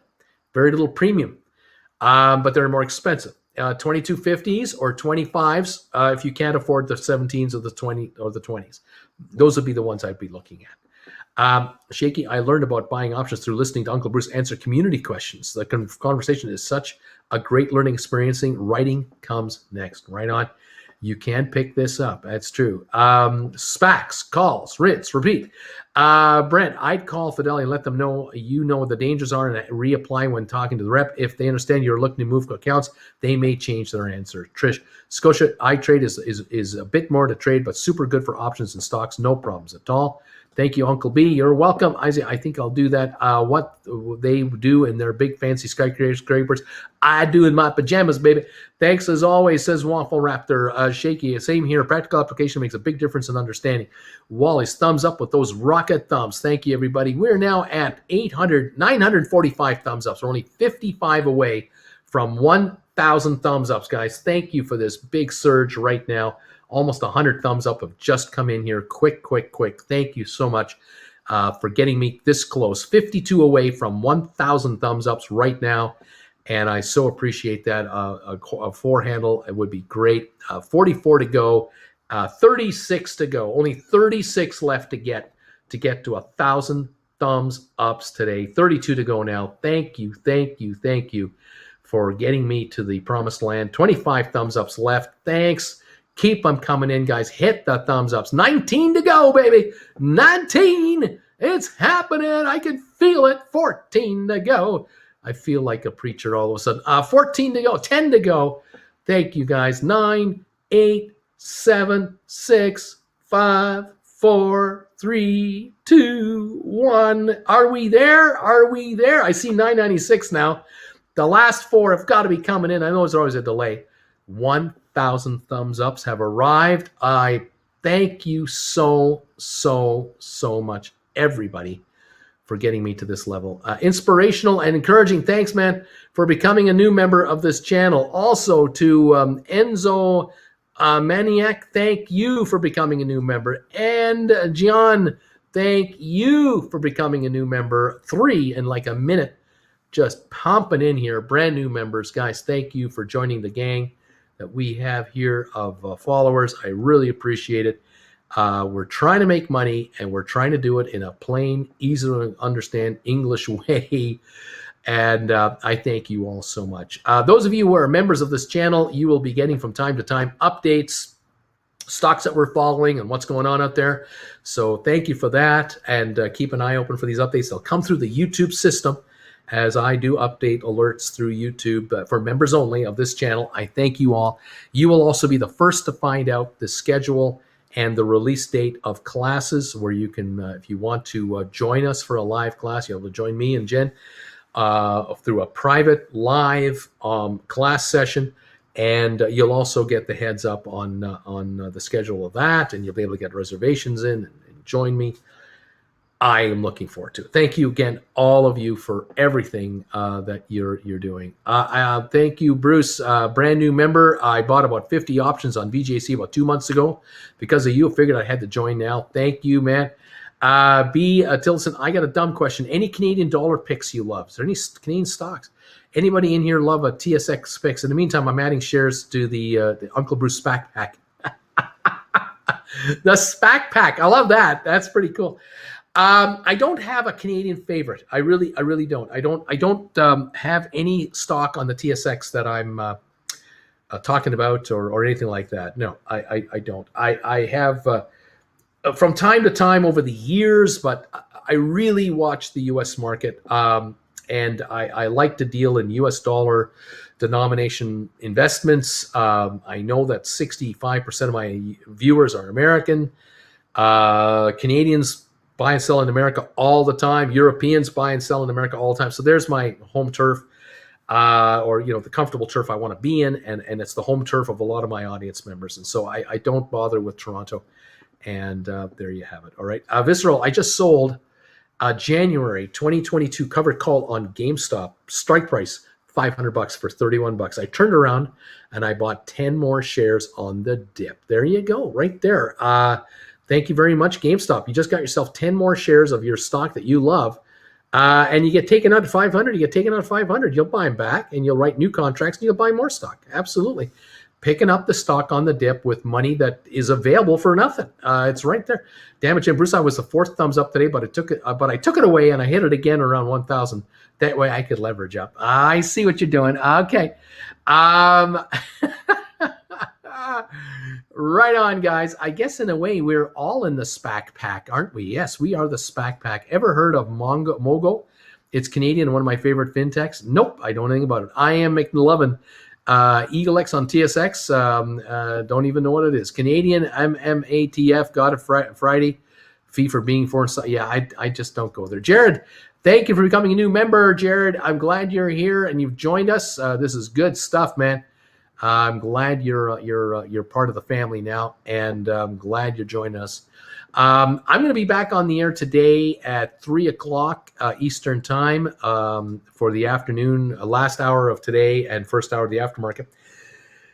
Then at 7 o'clock tonight Eastern time, I will be on the air on my other channel, Traveling with Bruce, for sponsor members over there. And then at 8 o'clock on the other channel, any of you can join us if you like on Traveling with Bruce, the big show, the 8 o'clock big show every Monday night, where we talk about traveling, cruise ships, and everything else. And it's always a good crowd over there. You're always welcome to join us. Say hi. Come on over and pop by and say hello. Throw a thumbs up onto the TWB channel. That would be great. And I look forward to seeing you 3 more times today. 3 more times. 3 o'clock Eastern here, 7 o'clock Eastern on TWB, and 8 o'clock Eastern on TWB. Mondays are always a busy day for yours truly. I thank you all for seeing me. Last time, I'll round you up one more time. Do a roundup here. The Dow is up 503 points. Seems to be holding a good chunk of this gain. We'll see how long this lasts, hopefully all day. We got the S&P up 48, which is great. And we have NASDAQ up 85. On the stocks, we are following SOFI at 22.61, down 43 cents on the day. GameStop, 201.92 now. Down 11.90. It was as low as 198. ATIP at 938, down only 7 cents. AMC 56.88, down 238. Gores at 14.16, down 40 cents. ME 23andMe at 12.15, down 44. It was as low today as 11.56. It has come back 56 cents, 55 cents. From the low of the day already. It's only down 48 now on 1.7 million. So there's a real turnaround happening on 23andMe. There was a dip opportunity, but it didn't last long. They generally don't. Fifth Wall is up a dime to 11.30. Vector Acquisition is now up 8 cents to 10.48. Navsite is at 9.93, down 2 cents. Starboard is up 6 cents to 10.01. Vanek Vectors down 50 cents to 246.43. Home Depot up $5.50. IBM $3 gain. Microsoft up $3.15. Apple up $1. Tesla down $5.80. Bed Bath & Beyond turned around. It's up 82 cents to $28.20. BlackBerry is coming back, down only 18 cents after cratering down to $12.32. It's now $12.72. It's come back 40 cents. It's only down 18 now.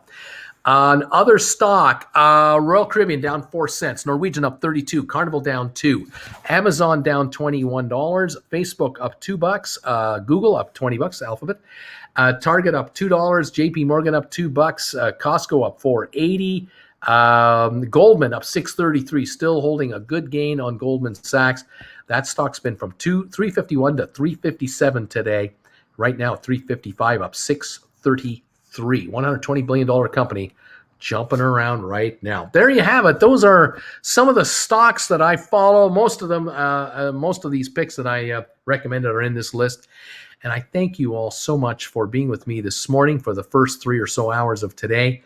And I appreciate it. Again, I'm looking forward to this summer. It's going to be a great one. And these dips are what they are. They are opportunities to pick up some call contracts at a good price. Little sways, moves in the markets. There are stocks that you hold that you could write options against to bring in free money. We'll get into that in the classes and really talk to you about that in great detail. And I thank you all for being here, and I appreciate you a ton. Pat is saying, I just offered 4 SoFi calls for January 22, a $35 call. $2.99 premium. Fantasy, hey, if they're giving you $2.99 for a 35, take that money. Absolutely take that money and say thank you very much. That's a $38 buyout on a stock you didn't pay $38 for. You didn't pay $28 for. You're going to do well. Nice move. Good time to buy options on Carnival. The only options you're going to buy in cruise shares are puts. You don't buy call contracts on any cruise shares. Not a good move. Uncle Bruce, what do you think of a $45 put for RCL? Nope, too far out of the money. You've got to buy a put within $5 of the money. Otherwise, you won't make any money on them. You can't be that far out. It's too far out. Thanks. Options hurt my brain. Can't wait for the licenses, Jared. We'll get into that later, my friend. We'll get into it. Believe me. Uncle Bruce, the real Canadian rock star. Thanks, you guys. Thank you, everybody, for your kind words. I'll see you at 3 today. And we'll check out this afternoon's close and how we do and how we can make more money from here. In the meantime, take care, and we'll see you real soon. Bye for now.